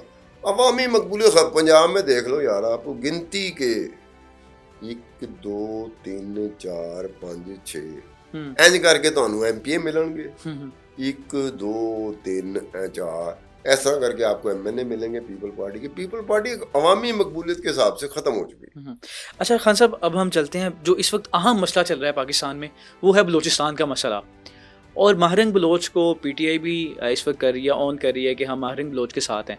पहले तो मुझे ये बताएं कि बलोचिस्तानियों के लिए या बलोचों के लिए माहरंग बलोच क्या किरदार अदा कर रही है? यार देखो, आप लोग जो मीडिया के लोग हो ना, मैं खुद भी मीडिया का बंदा हूँ, आप लोग, मुझे लगता है कि आप लोग हकीकत से, फैक्ट से बहुत दूर हो। आप लोग मेरे ख्याल अस्यूम कर लेते हो, प्रिज्यूम कर लेते हो, जो कहा जा रहा होता है, जो सुना जा रहा होता है, उसकी जद में आए थे। हालांकि एहतियात ये करनी चाहिए कि हमें उस जद में नहीं आना चाहिए। राइट। बलूचिस्तान की सिचुएशन एक तरफ कॉम्प्रस है, एक तरफ ये लोग हैं जो नए लोग आए हैं, जो वहां पर एक अपने तरीके की जंग लड़ रहे हैं। एक एस्टेब्लिशमेंट है, हुकूमत है, ये है। अब आपने चारों को स्टडी किए ही नहीं, ये क्या कर रहा है, ये क्या कर रहा है, ये क्या कर रहा है, ये क्या कर रहा है। होता क्या है, या तो एक सिमती की वेव जाती है कॉमप्रस्तों की तरफ, या फिर एक जुल्म की जाती है कि एस्टेब्लिशमेंट और a powerful powers that be उसकी तरफ बड़ी जाती कर दे। मुझे वो नहीं लगता कि हालांकि मेरा अपना ताल्लुक बलूचिस्तान से है। ओके, मैं कुर्द हूँ, बुनियादी तौर पे मैं कुर्द। अरे हाँ, वो एक कुर्दिस्तान का हमने चक्कर चलाया हुआ खुद। कुर्दों की तो तारीख भी है, 6-7 मुल्क है गए और सलाउद्दीन अयूबी भी हमारा कुर्द था ना, वो हमने चलाई। वो बारह कोई उसका एक छोटा सा, सबसे छोटा सा हिस्सा जो है ना, नंबर ऑफ कुर्द, वो बलूचिस्तान में भी रहते हैं। हम अपने आप को बरोही कहते हैं। बरोही, ओके, बिरावी भी कह लो, बरोही भी कह लो, मसलन आप लोग इस तरह हम लोग करते हैं ना।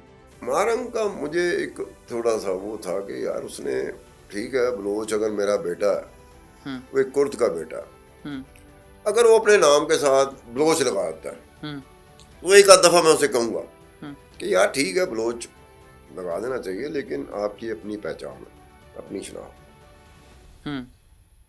मैं सिंधी नहीं है जी जी, उसकी अपनी पहचान, पठान की अपनी पहचान, बिल्कुल ठीक है, बलोच की अपनी पहचान, बरावी की अपनी पहचान, पंजाबी की अपनी पहचान। आप जब थोड़ा सा उस वक्त करते हो, और इस तरह के ख्यालात रखने वाले बड़े पवित्र ख्यालात है ना, जिसका वो इजहार करती रहती है। हमारे तो उस तरह के पवित्र ख्यालात हो नहीं सकते, हम तो एक नॉर्मल आम इंसान है जिन्होंने शायद जिंदगी में कोई कदा काम नहीं ना किया हो सही। ये तो वो लोग हैं ना जो 24 के 24 घंटे सही काम कर रहे होते हैं, हमें बता रहे होते हैं कि यार तुसी ते बस उस हम भी मान जाते हैं। मैंने जैसा बंदा मान जाता है कि वाकई यार तुसी बहुत बड़े गए हो, मैं बहुत छोटा हूँ।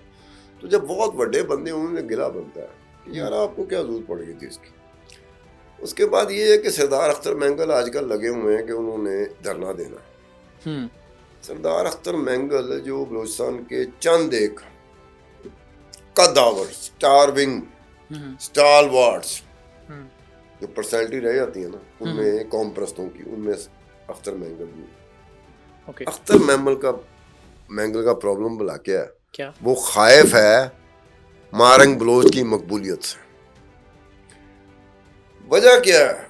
आपने कैसे होता है, अगर टीवी दिखा रहा है, सोशल मीडिया दिखा रहा है कि अब्दुल सत्तार खान एक इज्तिमा के साथ निकल रहा है, उसमें ज्यादा लोग हैं, आप निकल रहे हैं उसमें कम लोग हैं, तो मेरी जयजयकार हो जाएगी सत्तार खान के ज्यादा। मारंग बलोच जो मर्जी इख्तलाफात अपनी जगह पर। नहीं, आपने पहले बताया बलोच नहीं, कुर्द है। कुर्द नहीं की यार, बरोही है। बरोही है, ठीक है। कुर्द होती तो यार मैं तो कमाल है, फिर तो मैं सीधा ही होना सी पूरा कि कुर्द होने के बावजूद तुम ये करती हो। नाम लेना तो हमने जंगें लड़ी हैं, हर मुल्क में तो जंग लड़ रहे हैं हम लोग। ये पता नहीं किस तरह की जंग लड़ रहे हैं, मुझे थोड़ा सा ये है। इराक में भी हम लोग लड़ रहे हैं, ईरान में भी लड़ रहे हैं, शाम में भी लड़ रहे हैं, यूनान में भी लड़ रहे हैं, सीरिया में भी, मिडल ईस्ट में लड़ रहे हैं, मिडल ईस्ट में लड़ रहे हैं, हम लोग हर जगह पे लड़ रहे हैं। कुर्द हम लोग जो कुर्द है ना, हर जगह लड़ रहे हैं। और मुझे यकीन है कि अगले 200 साल तक हमें कोई वतन नहीं मिलने वाला, क्योंकि 6-7 मुल्कों को तोड़ना पड़ेगा फिर हमारा वतन बनेगा। हम लोग वो जंग नहीं कर रहे जो ये बलूचिस्तान में होगी। यानी कि वो मैं उसकी बताता हूँ कि दाइश को जो पहली रेजिस्टेंस मिली थी ना शाम में, वो हम कुर्दों ने दी थी। वो के बड़ी मार पड़ी थी, हमारे बड़े बंदे मारे थे, लेकिन लड़े थे। जब वो लड़ना खून में आ गया तो लड़ना। लेकिन कुछ लड़ाइयों की हमें भी समझ नहीं आती कि यार ये किस तरह की लड़ाई है जो लड़ी जा रही।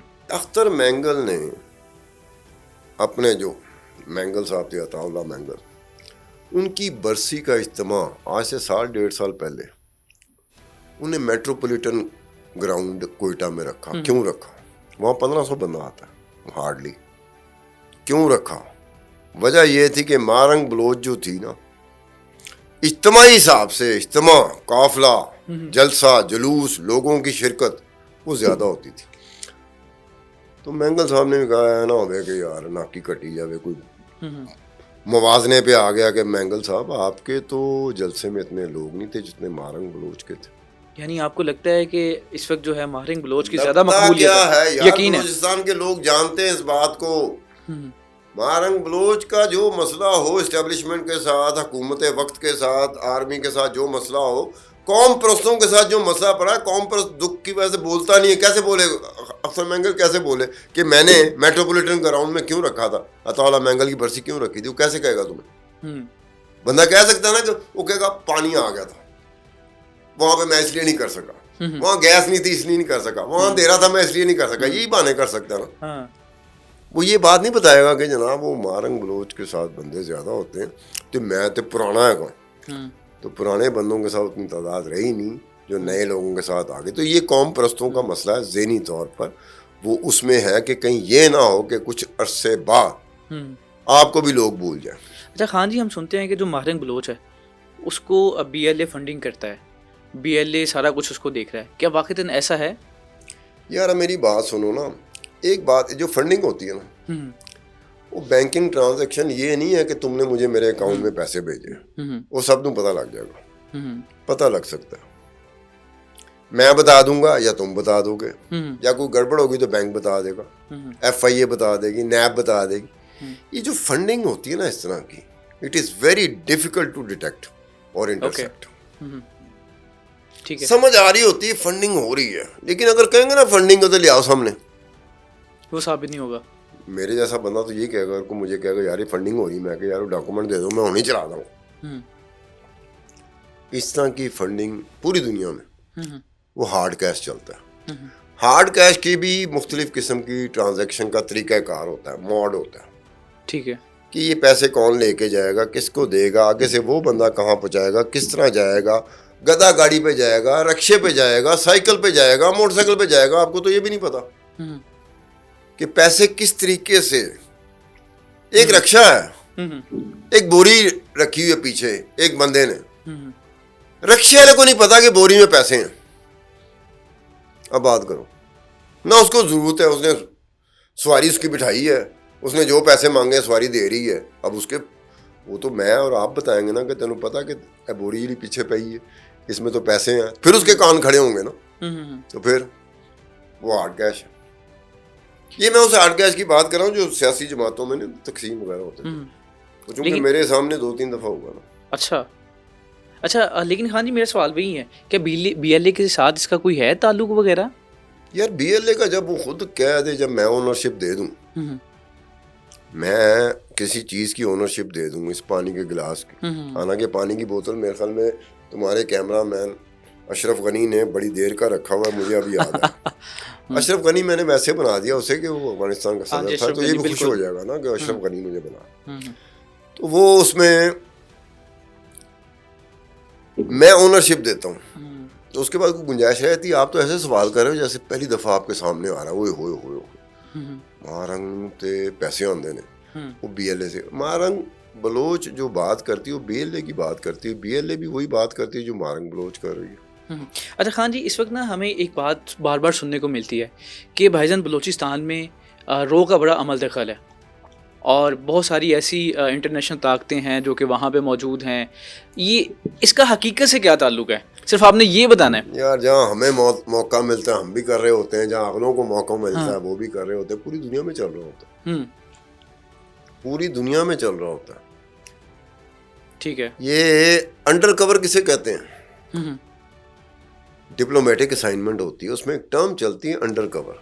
ओके, हमारे यहाँ किसी मुल्क का सफारत खाना है, हमारी एजेंसियों को पता है कि ये 2 बंदे अंडर कवर हैं जो उनके मुल्कों की इंटेलिजेंस एजेंसीज के लोग हैं। ओके, इसी तरह हमारे बंदे जो हैं वो बाहर की दुनिया में जो पाकिस्तानी सफारत खाने हैं वहां पे अंडर कवर हैं, उनकी एजेंसियों को पता है कि अंडर कवर है। अब बताओ, चलता है दोनों तरफ से। ये नहीं होता कि मैं इंज करके मासूम बन के बैठ जाऊं, कि ये नहीं होता। जब उनको मौका मिलता है वो चलाते हैं, जब यानी ये मामूल के मुताबिक बात है। यार रूटीन की बात है। आप किसी ऐसी जगह पे बात करेंगे जो इस दुनिया को जानते हैं, वो हंस पड़ेंगे, वो हंस पड़ेंगे।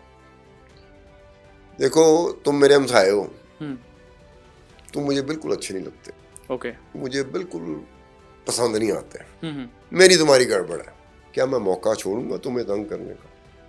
और तुम मुझे बिल्कुल पसंद नहीं करते, तो क्या मौका छोड़ोगे तुम मुझे तंग करने का? नहीं, ऐसे ही चल रहा होता है। ये होता है कि यार आपने सिर्फ ये देखना है कि आप नाकाम कितने और कामयाब कितने, सिर्फ ये देखना होता है। अच्छा, क्या हमने वाक़ईतन बलोचियों के साथ नाइंसाफ़ी की है? यार बलोचियों के साथ हमने, ये मुल्क जो बन गया था ना पाकिस्तान, हुँ, हुँ। अगर आप बिल्कुल 1947 पे चले जाओगे तो आपको ऐसी कंट्रोवर्सी मिलेंगी जो बहुत कम मुल्क ऐसी दुनिया के बने हैं जहाँ पर वो कंट्रोवर्सी होगी जो पाकिस्तान के हिस्से में आई। हुँ, हुँ। हमने पहले दिन से बहुत सारी चीज़ों का ख्याल ही नहीं रखा। Okay. From the day one, 14 अगस्त 1947 से, बल्कि कुछ उससे पीछे भी चले जाएं तो हमने ख्याल नहीं रखा ओके। बहुत सारी चीज़ों का। लाइक? मतलब हमने बंगालियों का ख्याल नहीं रखा, हमने बलोचियों का ख्याल नहीं रखा, हमने सिंधियों का नहीं रखा, पठानों का नहीं रखा, बलोचियों का नहीं रखा, पंजाबियों का नहीं रखा, जो डिजर्विंग था उसका नहीं रखा, जो मेरिट पे आ रहा था उसका नहीं रखा। किस किस तरफ आओगे आप? हमने कोई चीज छोड़ी नहीं है इस मुल्क में। सिर्फ ये है, हमने एक तरीका लोगों को बता दिया कि अपनी बारी तू रौला पा देना कि तेरे ना बड़ी ज्यादती हुई। उसको ये नहीं सिखाया कि तेरे अलावा भी और लोगों के साथ ज्यादती हुई, ये उसको नहीं सिखाया। जैसे आपको लोग नजर आएंगे, ओहो जुल्म हो गया, जुल्म हो गया। बंदा कहे यार तेरे तो ज्यादा जुल्म थे वो सामने दो बंदे गए उन्होंने नाल गया, तेन पता है इस गल, उसको पता ही नहीं होगा। अगर उसे पता भी चल जाए वो मानने को तैयार नहीं होगा। अपनी अपनी पा दो, पाकिस्तान में अपनी अपनी पा दो, ये स्ट्रेटजी थी जो आज तक मुझे चलती हुई नजर आ रही है। अपनी अपनी पा दो, जब अपनी अपनी आप डलवा दी तो बंदा लीस्ट पुश्ड अबाउट, बेस होके बंदा क्यों बैठता है? अपनी अपनी पाई जाती है ना, तब बेस होता है बंदा। तो हमारे यहाँ बेहिस क्यों हुआ? सानू अपनी अपनी पै गई तो बेस हो गए। लेकिन इसका नतीजा क्या देख रहे हैं? ऐसे ही रहेगा क्या? नतीजा बलोचिस्तान का खास तौर पे तो वो बलोचिस्तान की तुम बात करते हो, मुझे पाकिस्तान कहीं मुस्तकबिल में एवं डावाडोल ही लगता है। ये बड़ी पूरा का पूरा पाकिस्तान है। और यार जो हम कर रहे हैं, जो हम करते आ रहे हैं इतने अरसे से, जो हम कर रहे हैं, हमने कोई चीज छोड़ी नहीं अपने अपने वक्त पे आके। अलिफ को मौका मिला उन्हें नहीं छड़िया, बे को मौका मिला उसने नहीं छोड़ा, जीम को मौका मिला, पे को मौका मिला, नून को मौका मिला, लाम को मौका मिला, आई को मौका मिला, फलाने को मौका मिला, छोड़ा नहीं हमने। बढ़ के हम जू मारते हैं कि हमने इस मुल्क के लिए बड़ी कुर्बानियां दी हैं, लेकिन नाले भी तो दसो ना तो तुसी मुल्क के नाल कीता की है, ये भी बताना चाहिए। तो चलें, ये सब कुछ हो गया, अब हल क्या है? हाल मेरे पास होता तो यार मैं हुकूमत में ना बैठा नहीं, होता। फिर भी आपकी राय तो होगी ना कि बलोचिस्तान से क्या पावर कॉरिडोर्स के साथ मेरा ताल्लुक है। ओ भाई पावर कॉरिडोर्स, एक मेरी बात सुन लो। आप मेरे ख्याल में 5 मिनट या 10 मिनट के लिए अगर पावर कॉरिडोर्स में चले जाना तो आप 1 महीना खामोश रहेंगे। 1 महीना खामोश, आपको समझ नहीं आ रही होगी कि मैंने देखा क्या, इसका तो मुझे पता ही नहीं था। मैं टीवी पे आके इतना बोलता था, मैं माइक के सामने इतना बोलता था। वजह क्या है कि आपके ज़हन में वो चीज़ है ही नहीं, आपने कभी देखा ही नहीं, इसलिए आप बड़े आराम से बात कर जाते हो। यार फिर आप क्या कहते हो इसके बारे में? नहीं, इस वक्त 2 बातें हो रही हैं, या तो बातचीत की जाए या फिर ऑपरेशन किया जाए। आप बताएं कि क्या ये दोनों रास्ते ठीक हैं या इसके अलावा भी कोई रास्ता है इससे निपटने के लिए? दोनों में नीयत चाहिए, बातचीत के लिए भी नीयत चाहिए, ऑपरेशन के लिए भी नीयत चाहिए। हमारी नीयत ही ठीक नहीं होती। यानी कि हम दोनों ही नहीं करना चाहते। देन हम क्या करना चाहते हैं? मैं तो पानी पीना चाहता हूँ, मैंने पी लिया। अब किसी और ने कुछ करना है तो उससे पूछ लो। सर, अगर आपकी इन्वेस्टिगेशन की बात की जाए तो मुझे लगता है कोई इनकार ही नहीं होगा, और आपके जो सबसे अजीज़ दोस्त हैं वो अरशद शरीफ, तो उनकी इन्वेस्टिगेशन कहाँ तक पहुँची है? यार ये ऐसा है कि हमारे यहाँ जो एक होता है ना पॉलिटिकल एक्सपीडियंसी, सियासी मसलतें, वो इतनी डोमिनेट कर गई कि पता कुछ भी नहीं, पता कुछ भी नहीं है।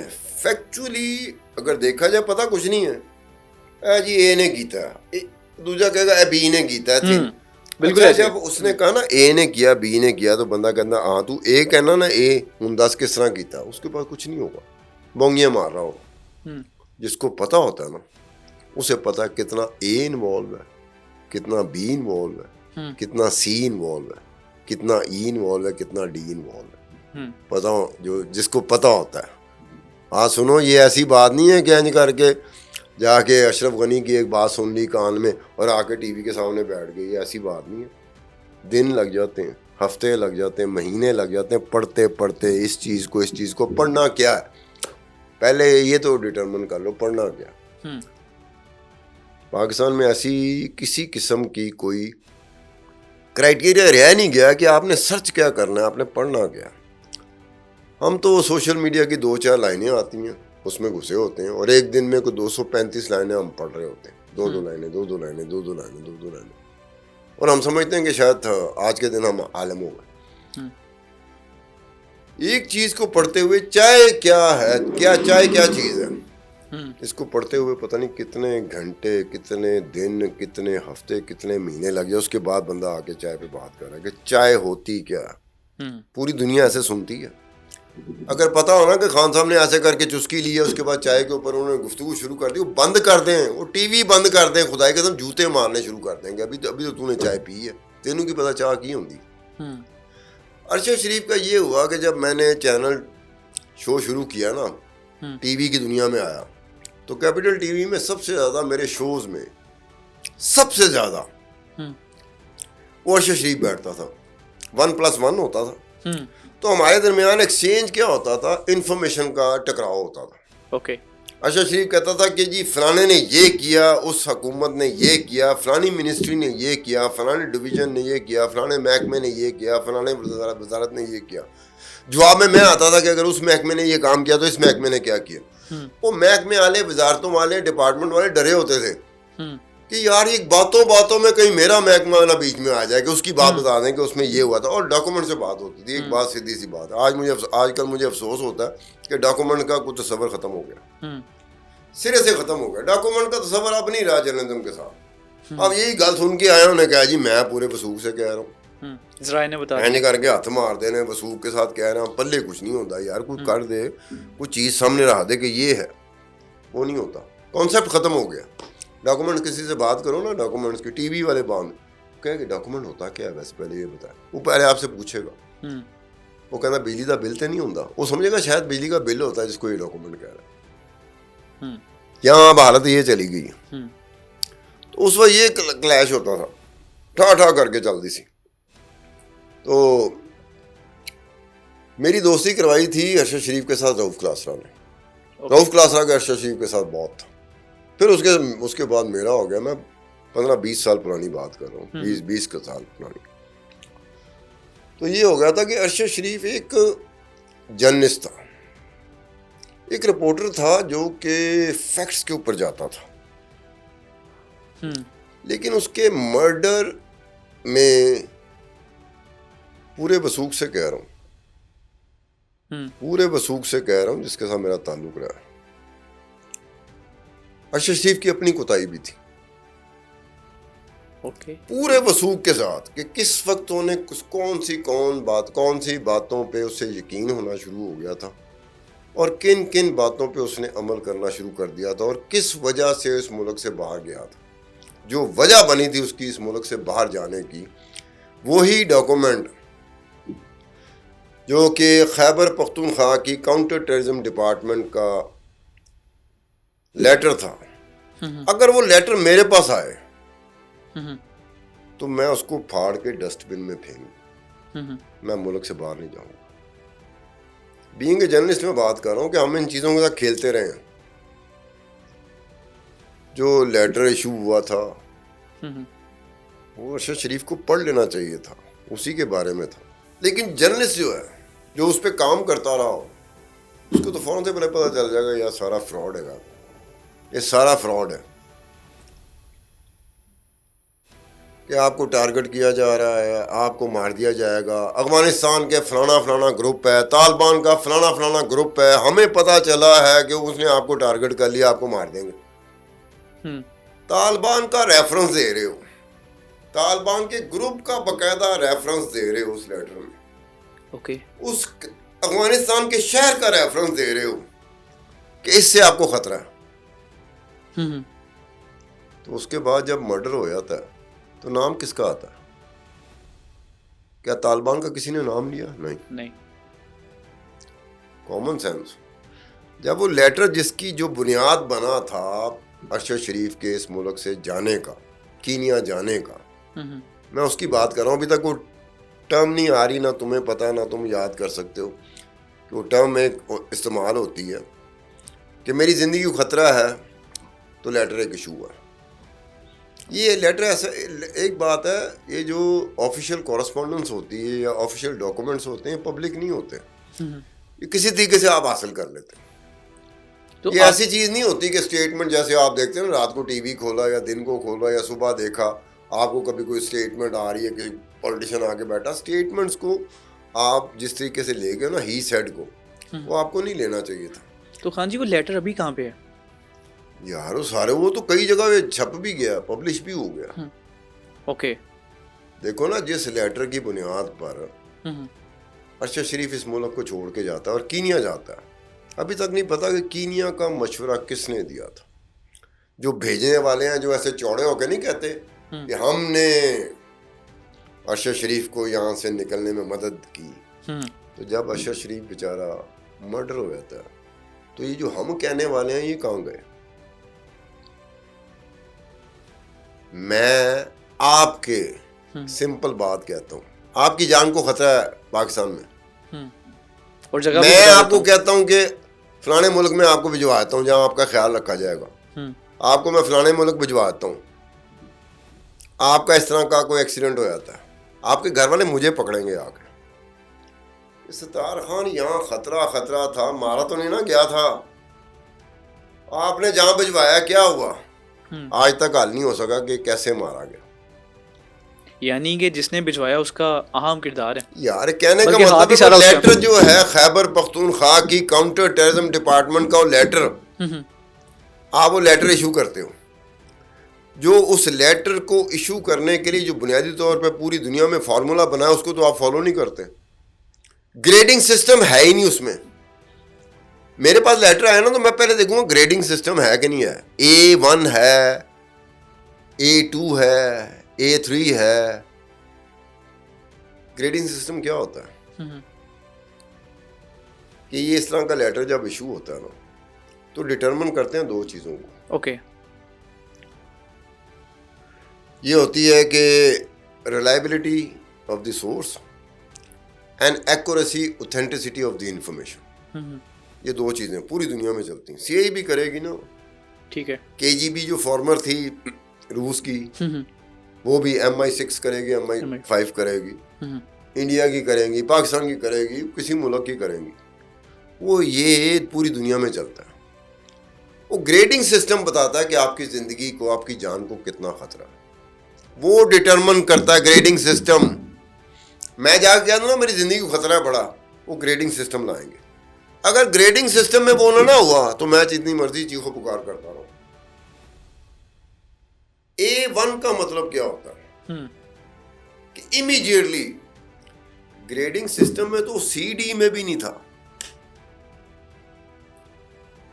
यार। अगर कोई आप DIG को फील्ड पोस्टिंग, चाहे वो DMG ग्रुप है चाहे PSP है, उसके पास वो लेटर जाएगा ना, वो ग्रेडिंग सिस्टम देखेगा। ग्रेडिंग सिस्टम नहीं है, वो फाड़ के ना डस्टबिन में फेंक देगा। कल को बड़े आराम से कह सकेगा ग्रेडिंग थी नहीं उसमें।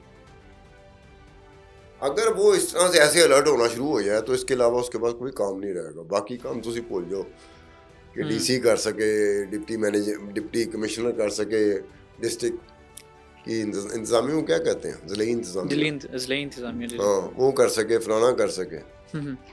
यहाँ पे शुरू हो जाते हैं आके, वो उसने किया है, तो वो उसने किया। हमारे यहाँ तो जंपिंग टू द कंक्लूजन ये हमारा बन गया हुआ है। हम प्रोसेस से नहीं गुजरते, नेवर।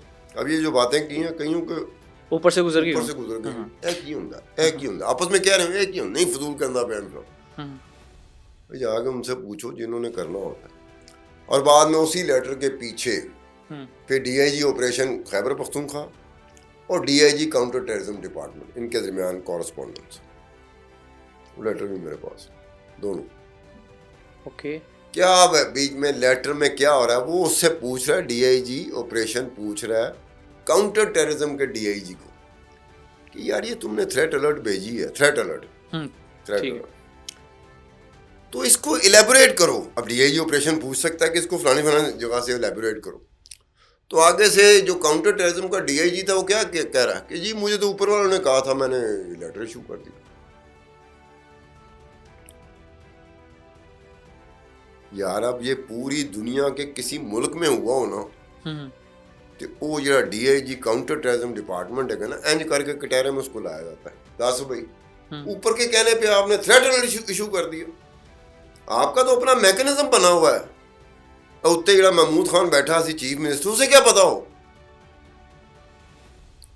ये कभी दुनिया में नहीं होता कि जो ऊपर कोई बैठा हुआ है, चाहे वजीर आजम बैठा हुआ है, कि थ्रेट अलर्ट, वो एजेंसी कहेगी जी थ्रेट अलर्ट ऐसे नहीं इशू होता, हमें डिटरमिन करना पड़ेगा। या तो स्पेशल आप लेटर रिक्वेस्ट लिख के भेजें हमें, ताकि हम कल कलाम को उसको चस्पा करके कहेंगे हमें प्रेसिडेंट ने कहा था, प्राइम मिनिस्टर ने कहा था। राइट यार मैकेनिज्म, अब आप बोल रहे हो, मैं बोल रहा हूँ, ये माइक लगे हुए हैं, चल रहा है, स्क्रीन पे आएगा, जब अब वक्त आएगा ये चलेगा। कुछ सिस्टम है कि नहीं है, या उसके बगैर ही हो जाएगा? बिल्कुल ठीक। तो ये उसका सिस्टम था। IPL चल रहा है और कहा जाता है कि ये दुनिया की सबसे बड़ी लीग है, और है भी।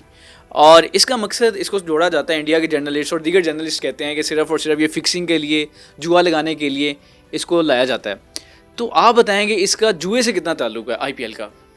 यार जो ये कहता है ना, मैं हूँ पाकिस्तान में, मैं इस मामले में अच्छा खासा, मुझे ये कहा जाता रहा कि मैं जब भी किसी चैनल में जाता हूँ तो मैं अंडरवर्ल्ड, दुनिया की जो अंडरवर्ल्ड है, इंडिया की अंडरवर्ल्ड है, पाकिस्तान में तो अंडरवर्ल्ड है ही नहीं सिरे से, तो इनके साथ मैच फिक्सिंग को जोड़ता हूँ। मेरा आपसे सवाल है कि जो लोग ये कहते हैं, जो जर्नलिस्ट ये कहते हैं, उनको को सामने बिठाओ कि यार कौन कौन सा मैच फिक्स हुआ, आप बता रहे हैं ना, ले आओ सामने, ये मैच, ऐसे नहीं कहना आपने, देखो खेल कैसे रहा था, देखो उसके नीचे सूरज आया था, ये वो सूरज के नीचे आ गया था, गेंद उसके ऊपर थी या गेंद नीचे थी, वो दायां पैर उसका यहाँ पे था, बायां पैर था, ये नहीं साबित करने के लिए होता।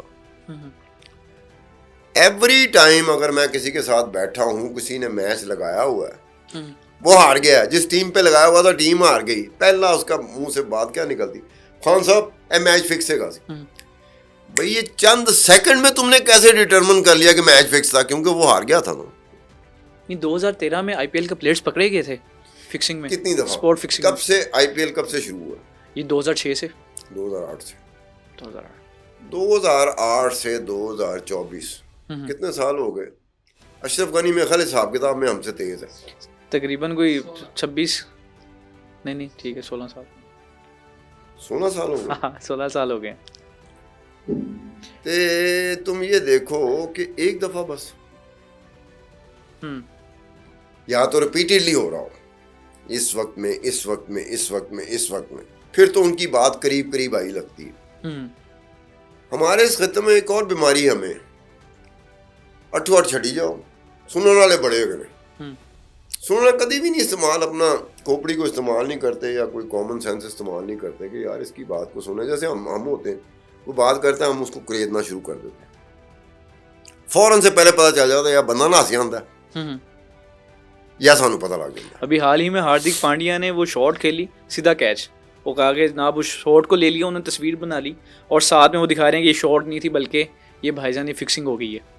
यार ये इस तरह से नहीं हो, ये कैसी बातें करते हो? पूरी दुनिया में आप ऐसा करो, कोई क्रिकेट बोर्ड दुनिया में होते हैं, उनके पास मैच फिक्सिंग की इंक्वायरी लगी रहती है, कई दफा हुआ। वो मैच फिक्सिंग की इंक्वायरी जो आपके हथे चढ़ जाए, उसे पढ़ो आप, लग पता जाएगा आपको।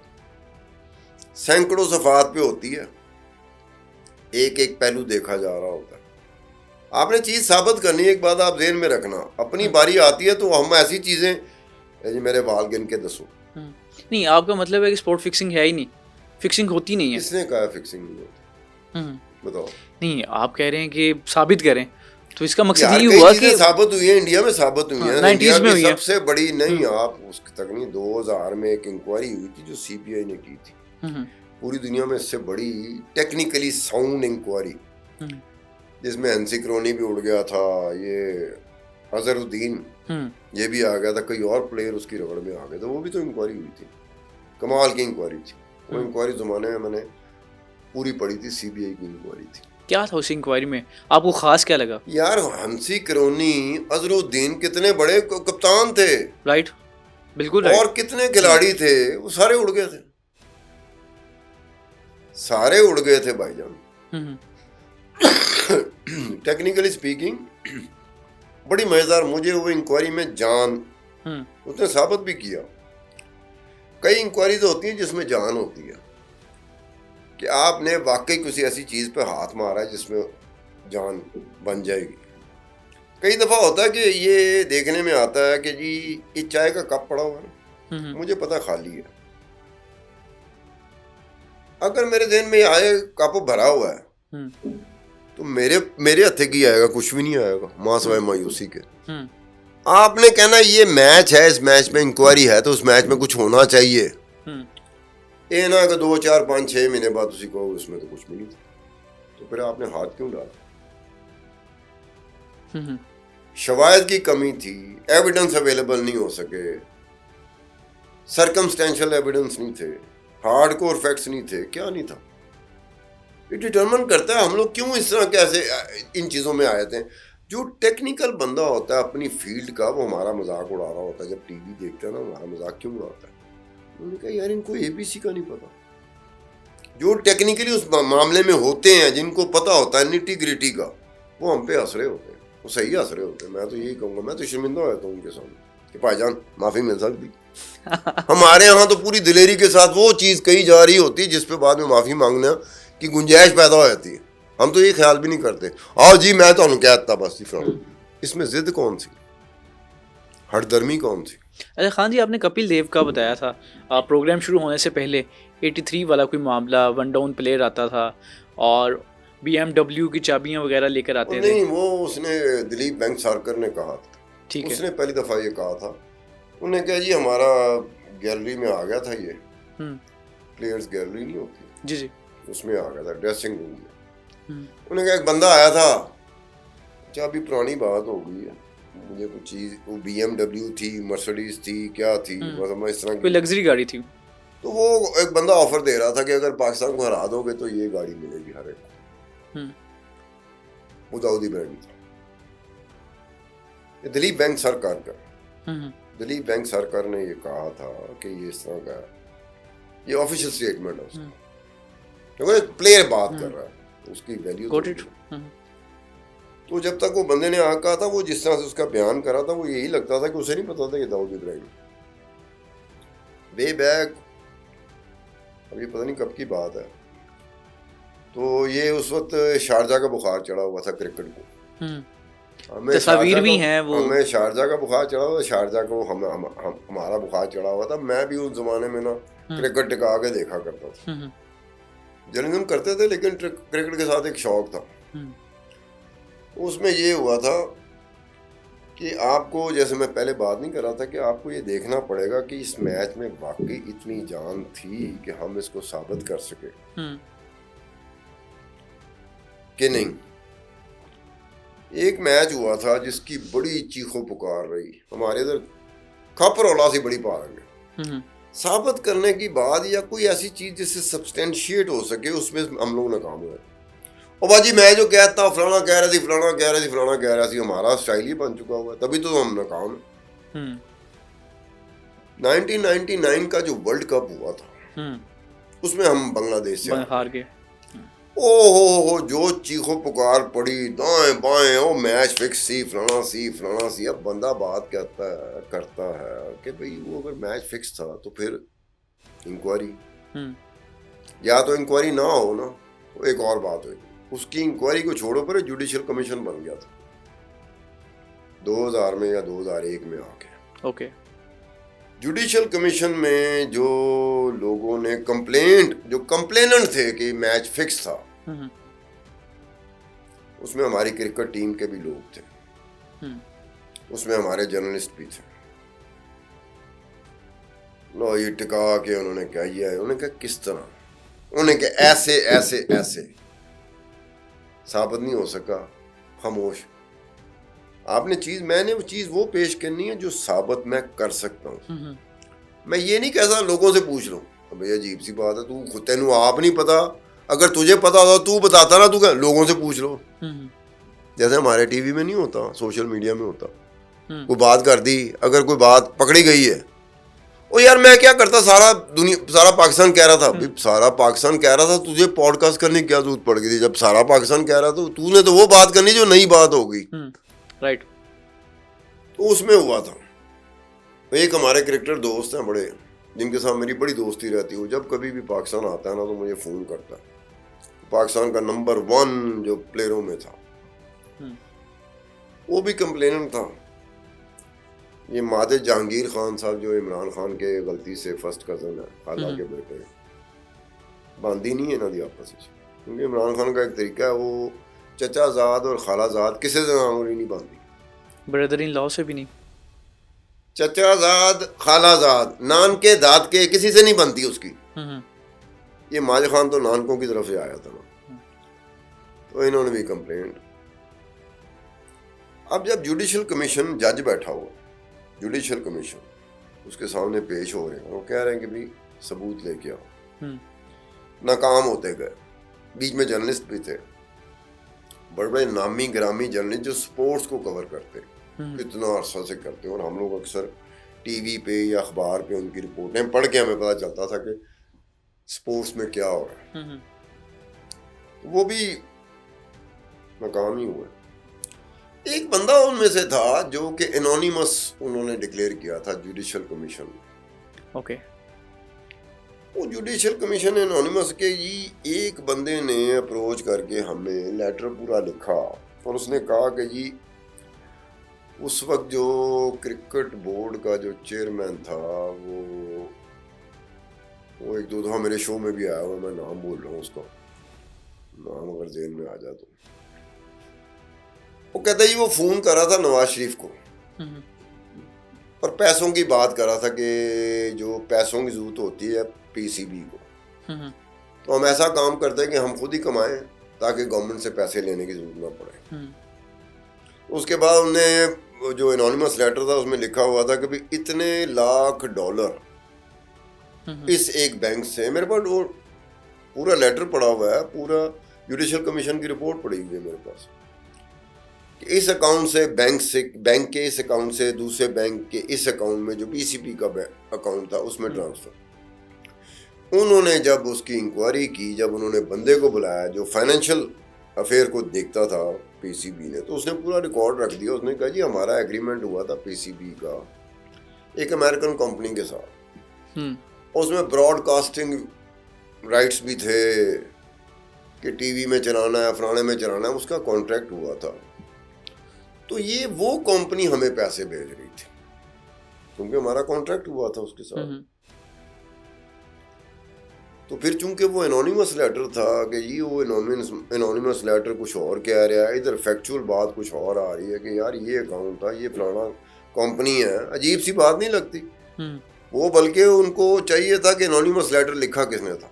अगर मैं जज की जगह होता ना तो मैं एनोनिमस लेटर लिखना उन्होंने फाड़ लेता, कहने तो 3 महीने अंदर करूँगा, ठीक है। मैं फजूल ही जाके ओ जी ऐसे पैसे आए उस बैंक अकाउंट से, ओ भाई वो यार आप कैसी बात कर रहे हो यार, को या तो आपका दिमाग हिल गया हुआ, या आप कैफियत में चले गए हो, या कोई तीसरी चीज हो गई है कि आपको पता ही नहीं कि आप बात क्या कर रहे हो। अच्छा खान जी, उन दिनों में दाऊद इब्राहिम की तस्वीर बड़ी वायरल होती थी। नहीं, ये 99 का जो था ना, इसमें दाऊद इब्राहिम सिरे से कहीं मुझे नजर नहीं आया। अच्छा, वो अगर आपको तस्वीर थी ना, मोबाइल पकड़ा होता था, वो चश्मा लगा के स्टेडियम में बैठे हुए। ये 99 का जो था ना, ये जो जुडिशल कमीशन की रिपोर्ट थी, ये मेरे हत्थे चढ़ी बाद में। जब मैंने इसको पढ़ा ना, मैंने कहा यार एक इन्फॉर्मेशन तो मेरे पास भी है जिसका हार्ड कोर मेरे पास नहीं है। लेकिन अगर उस वक्त जब ये इंक्वायरी चल रही थी, उस वक्त ये फैक्चुअल फैक्ट्स के साथ ये चीज़ बाहर आया थी। वो ये था कि विलियम हिल एक लीगल बुक मेकर है, ओके, इंग्लैंड का। जब बांग्लादेश पाकिस्तान का मैच हो रहा था, तो जब दरमियान में मैच पहुंचा था, मुझे अब स्टेज का याद नहीं एग्जैक्टली, मेरे पास जो इन्फॉर्मेशन थी, दरमियान में मैच पहुंचा था तो स्प्लिट फॉर्म में बैटिंग शुरू हो गई थी बांग्लादेश पे। उस वक्त बांग्लादेश का भाव था 33 और 33 का मतलब ये कि 1 पाउंड लगाओगे तो 33 पाउंड मिलेंगे आपको, ओके। और पाकिस्तान का भाव था कोई हाफ मनी कह लो, उसे हाफ मनी कहते हैं, ठीक है। यानी कि 1 पाउंड लगाओगे तो आधा पाउंड कितना होता है, 50 सेंट होता है। हाँ जी, 50 सेंट्स मिलेंगे एक टीम को लगाने के, कि 1 पाउंड लगाओगे तो 33 पाउंड मिलेंगे, क्योंकि वो बिल्कुल आउटसाइडर है ना। पाकिस्तान के तो जीत के चांस है ना, जिसके जीत के इम्कानात होते हैं उसका भाव हमेशा कम होता है। जिसके जीत के चांस कम होता है ना, उसका भाव बहुत ज्यादा होता है, रेट उसका बहुत होता है। ये पूरी दुनिया में चलता है। स्प्लिट फॉर्म में बैटिंग शुरू हो गई। अच्छा, इनके वो क्या कहते हैं, जिसको कहते हैं शॉप्स, बैटिंग शॉप्स कहते हैं, आउटलेट्स। तो विलियम हिल के आउटलेट्स बहुत हैं पूरे बर्तानिया में। ये लीगल बैटिंग है ये वाली? ये लीगल यार, वहाँ पे लीगल होती है। क्या Okay. बच्चों वाली बात कर रहे हैं यार, तो लीगल होता है भाई, पूरी दुनिया में लीगल होता है। हमारे इधर इलीगल है, हम क्या समझते हैं कि ये हर दुनिया में ये लीगल होता है सारा। तो उसमें ये था कि वो आउटलेट में होनी चाहिए, तो ये अपना मैकेनिज्म इनका होता है कि ये गेज करना शुरू करते हैं कि यार बांग्लादेश पे बैटिंग क्यों हो रही है। स्प्लिट बैटिंग हो रही थी 50 पाउंड, 100 पाउंड, 150 पाउंड, 200 पाउंड, वो एक होती है इनकी रेंज होती है। हमारे यहाँ तो किसी को नहीं ना पता, हमारे यहाँ लखा करोड़ों रुपए, मैं को नहीं लग सकते लखा करोड़ों रुपए की, पागल तो नहीं हो गया। और नहीं खान साहब, वो मैंने पता लगा मैं को एक होती है कि जहाँ पे लीगल काम हो रहा होता है ना, वहाँ बड़ी अमाउंट नहीं लगती होती, छोटी छोटी अमाउंट लग रही होती है। आपने जाके लगा दिया, मैंने जाके लगा दिया, ये अशरफ गनी ने लगा दिया जाके वहाँ पर लगा रहे हैं, फलाना बंदा आ गया, ला गया फलाना, या तू जीत गया या मैं जीत गया या हम सब हार गए या हम सब जीत गए। तो ये इस तरह से होता है। स्प्लिट बैटिंग में इन्होंने नोटिस किया कि यार सपोज इस वक्त 10,000 पाउंड की बैटिंग हो चुकी है बांग्लादेश पर, अगर बांग्लादेश जीत जाता तो हमें कितने पैसे देने पड़ेंगे। वो किया, ये एक बात ध्यान में रखो, दोनों साइड जो उसके पास लग रही होती है ना, वो दोनों साइड का एक बना के रखता है अपने पास फार्मूला कि अगर ये साइड जीत गई तो मुझे कितने पैसे देने पड़ेंगे, और अगर ये साइड जीत गई तो मुझे कितने देने, वो बैलेंस करके चल रहा होता है। इसमें बात बैलेंस से बाहर हो रही थी। उन्होंने कहा लाख पाउंड अगर लग गया, पाकिस्तान लग गया, तो हमें 20,000 पाउंड देना पड़ेगा। इधर 10,000 पाउंड लगा हुआ है 33 में। अब वो हिसाब कर, हम तेरा हिसाब मुझसे बेहतर है कि वो इंज करके देखो ना कि 10,000 पाउंड 33 में लगा हो तो कितना देना पड़ेगा। ठीक है ना। आपको दूसरी तरफ पाकिस्तान इसको सीधा 33 के आप इसको मल्टीप्लाई करते हैं तो ये तो बहुत अमाउंट बन गई। नहीं, एक तरफ लगा हुआ है पाकिस्तान 1 लाख पाउंड। अगर पाकिस्तान जीत जाता है तो 20,000 पाउंड देने पड़ेंगे विलियम हिल को। बिल्कुल। तो दूसरी तरफ 10,000 सिर्फ पाउंड लगा हुआ, 10,000 पाउंड लगा हुआ 33 में, तो कितने पैसे देने पड़ेंगे विलियम हिल को? 33 लाख पाउंड। हाँ जी, ठीक है। कहाँ 20,000 पाउंड एक तरफ देने हैं अगर पाकिस्तान जीत जाता है, फेवरेट है, हॉट फेवरेट है, और कहाँ 33 लाख पाउंड देना पड़ जाएगा अगर बांग्लादेश जीत जाता है। तो उसने कहा विलियम हिल, उन्होंने कहा ये कुछ हो ना हो, हमारे पास कोई इंफॉर्मेशन नहीं, लेकिन ये मैच फिक्स है। अब अगर उस वक्त इन प्लेयरों को, जिसमें माय जहांगीर भी था, अगर इन प्लेयरों को इस बात का पता होता तो उस वक्त एक सहूलत क्या हो सकती थी कि आईसीसी कह सकता है इंग्लैंड के लीगल बुक मेकरों को कि जनाब ये फलाना फलाना मैच है जो ड्यूबियस हुआ है, पूरा बैटिंग रिकॉर्ड दे दो। क्योंकि किसी ने ये सवाल उठाया नहीं था।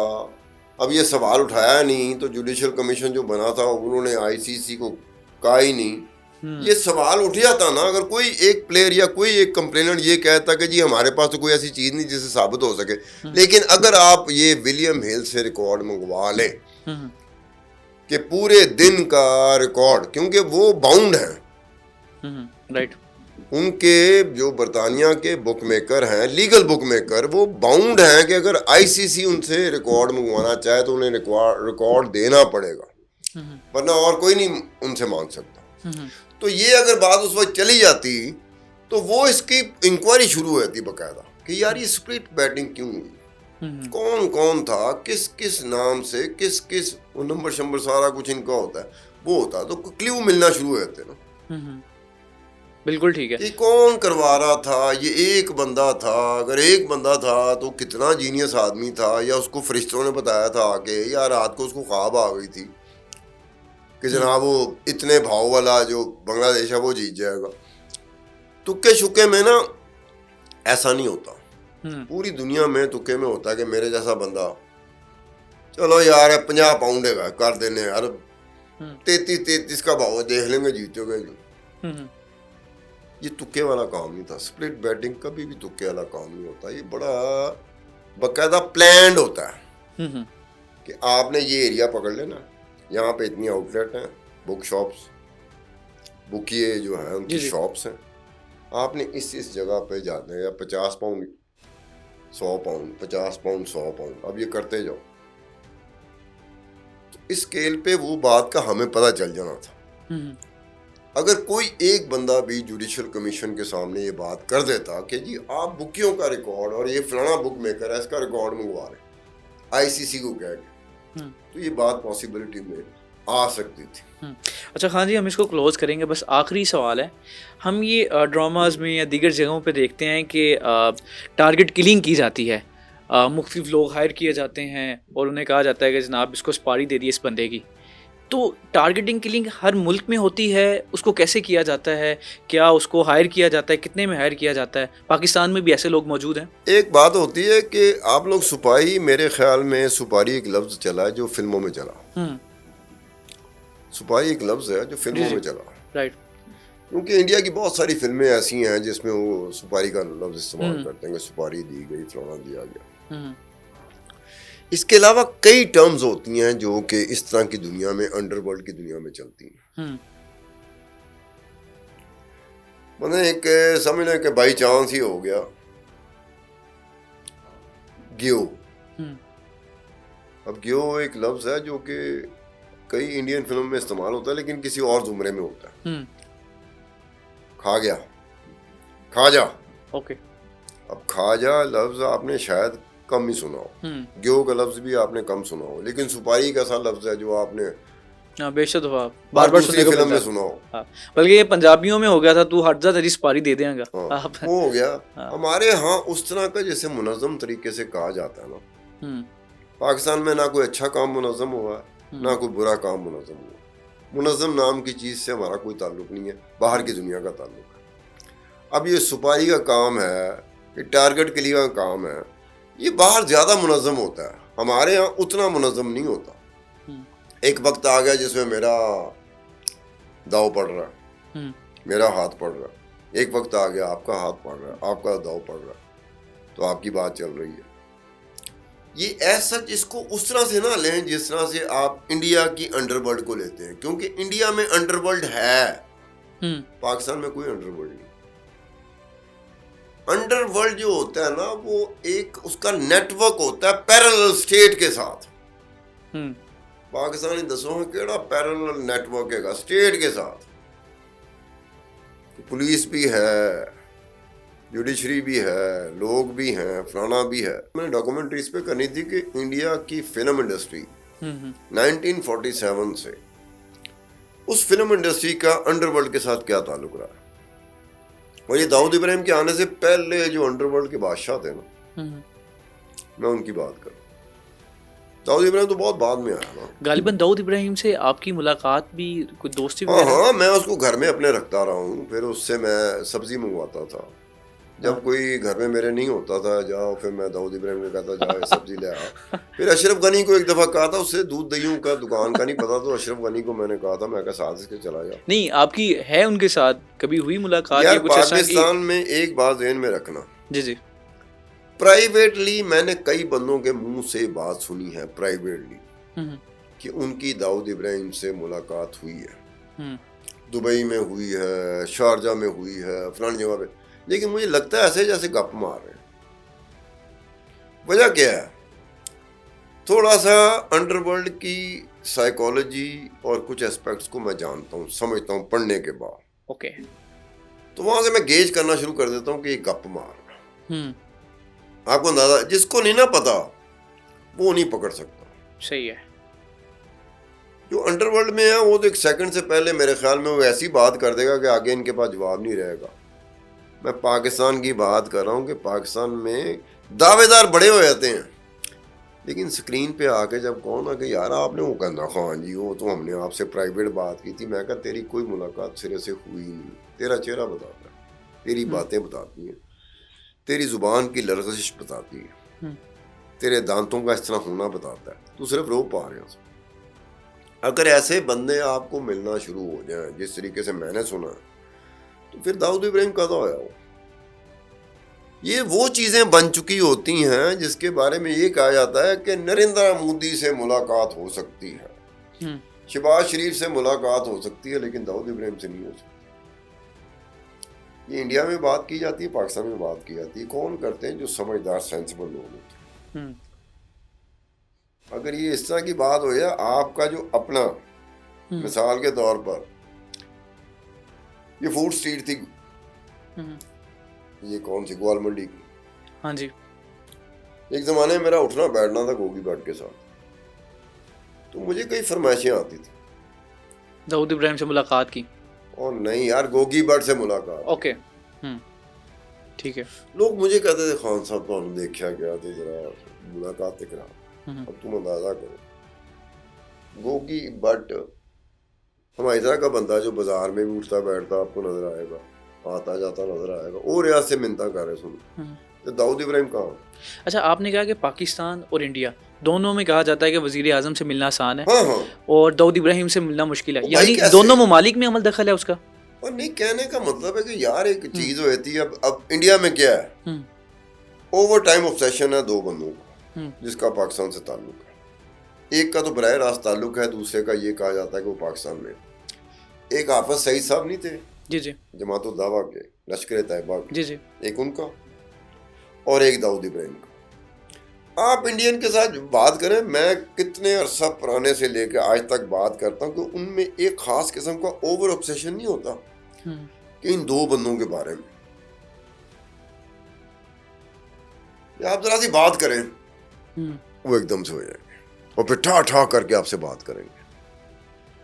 ये बाकी जो आप बाकी लोगों को लेते हैं ना, मेरे ख्याल में नवाज शरीफ को उतना नहीं जानते होंगे, शहबाज शरीफ को उतना नहीं जानते होंगे, इमरान खान को उतना नहीं जानते होंगे जितना वो प्रोफेसर सईद, हाफिज सईद जी जी, और दाऊद इब्राहिम को जानते हैं। दाऊद इब्राहिम की तो पाकिस्तानी जनाब जावेद मियां से रिश्तेदारी भी है यार। वो रिश्तेदारी जो हुई है वो कैसे हुई? वो अब आपको यार मुझसे पूछ के, ना जावेद मियांदाद ने मुझसे मशवरा इस पे किया था, ना इन्वेस्टिगेशन दाऊद तो बड़ी इब्राहिम ने। जबरदस्त है, मैं इसलिए आपसे जानना चाहूंगा। यार दोनों में से किसी एक ने मुझसे मशवरा किया होता, मैं आपकी बात का यहीं पे जवाब दे रहा होता। हाँ ठीक है, ना दाऊद इब्राहिम से, हाँ, ना जावेद मियांदाद से। लेकिन एक बात है, अजीत दोवाल एक नाम है, ठीक है, आप नहीं जानते होंगे, नेशनल सिक्योरिटी एडवाइजर है।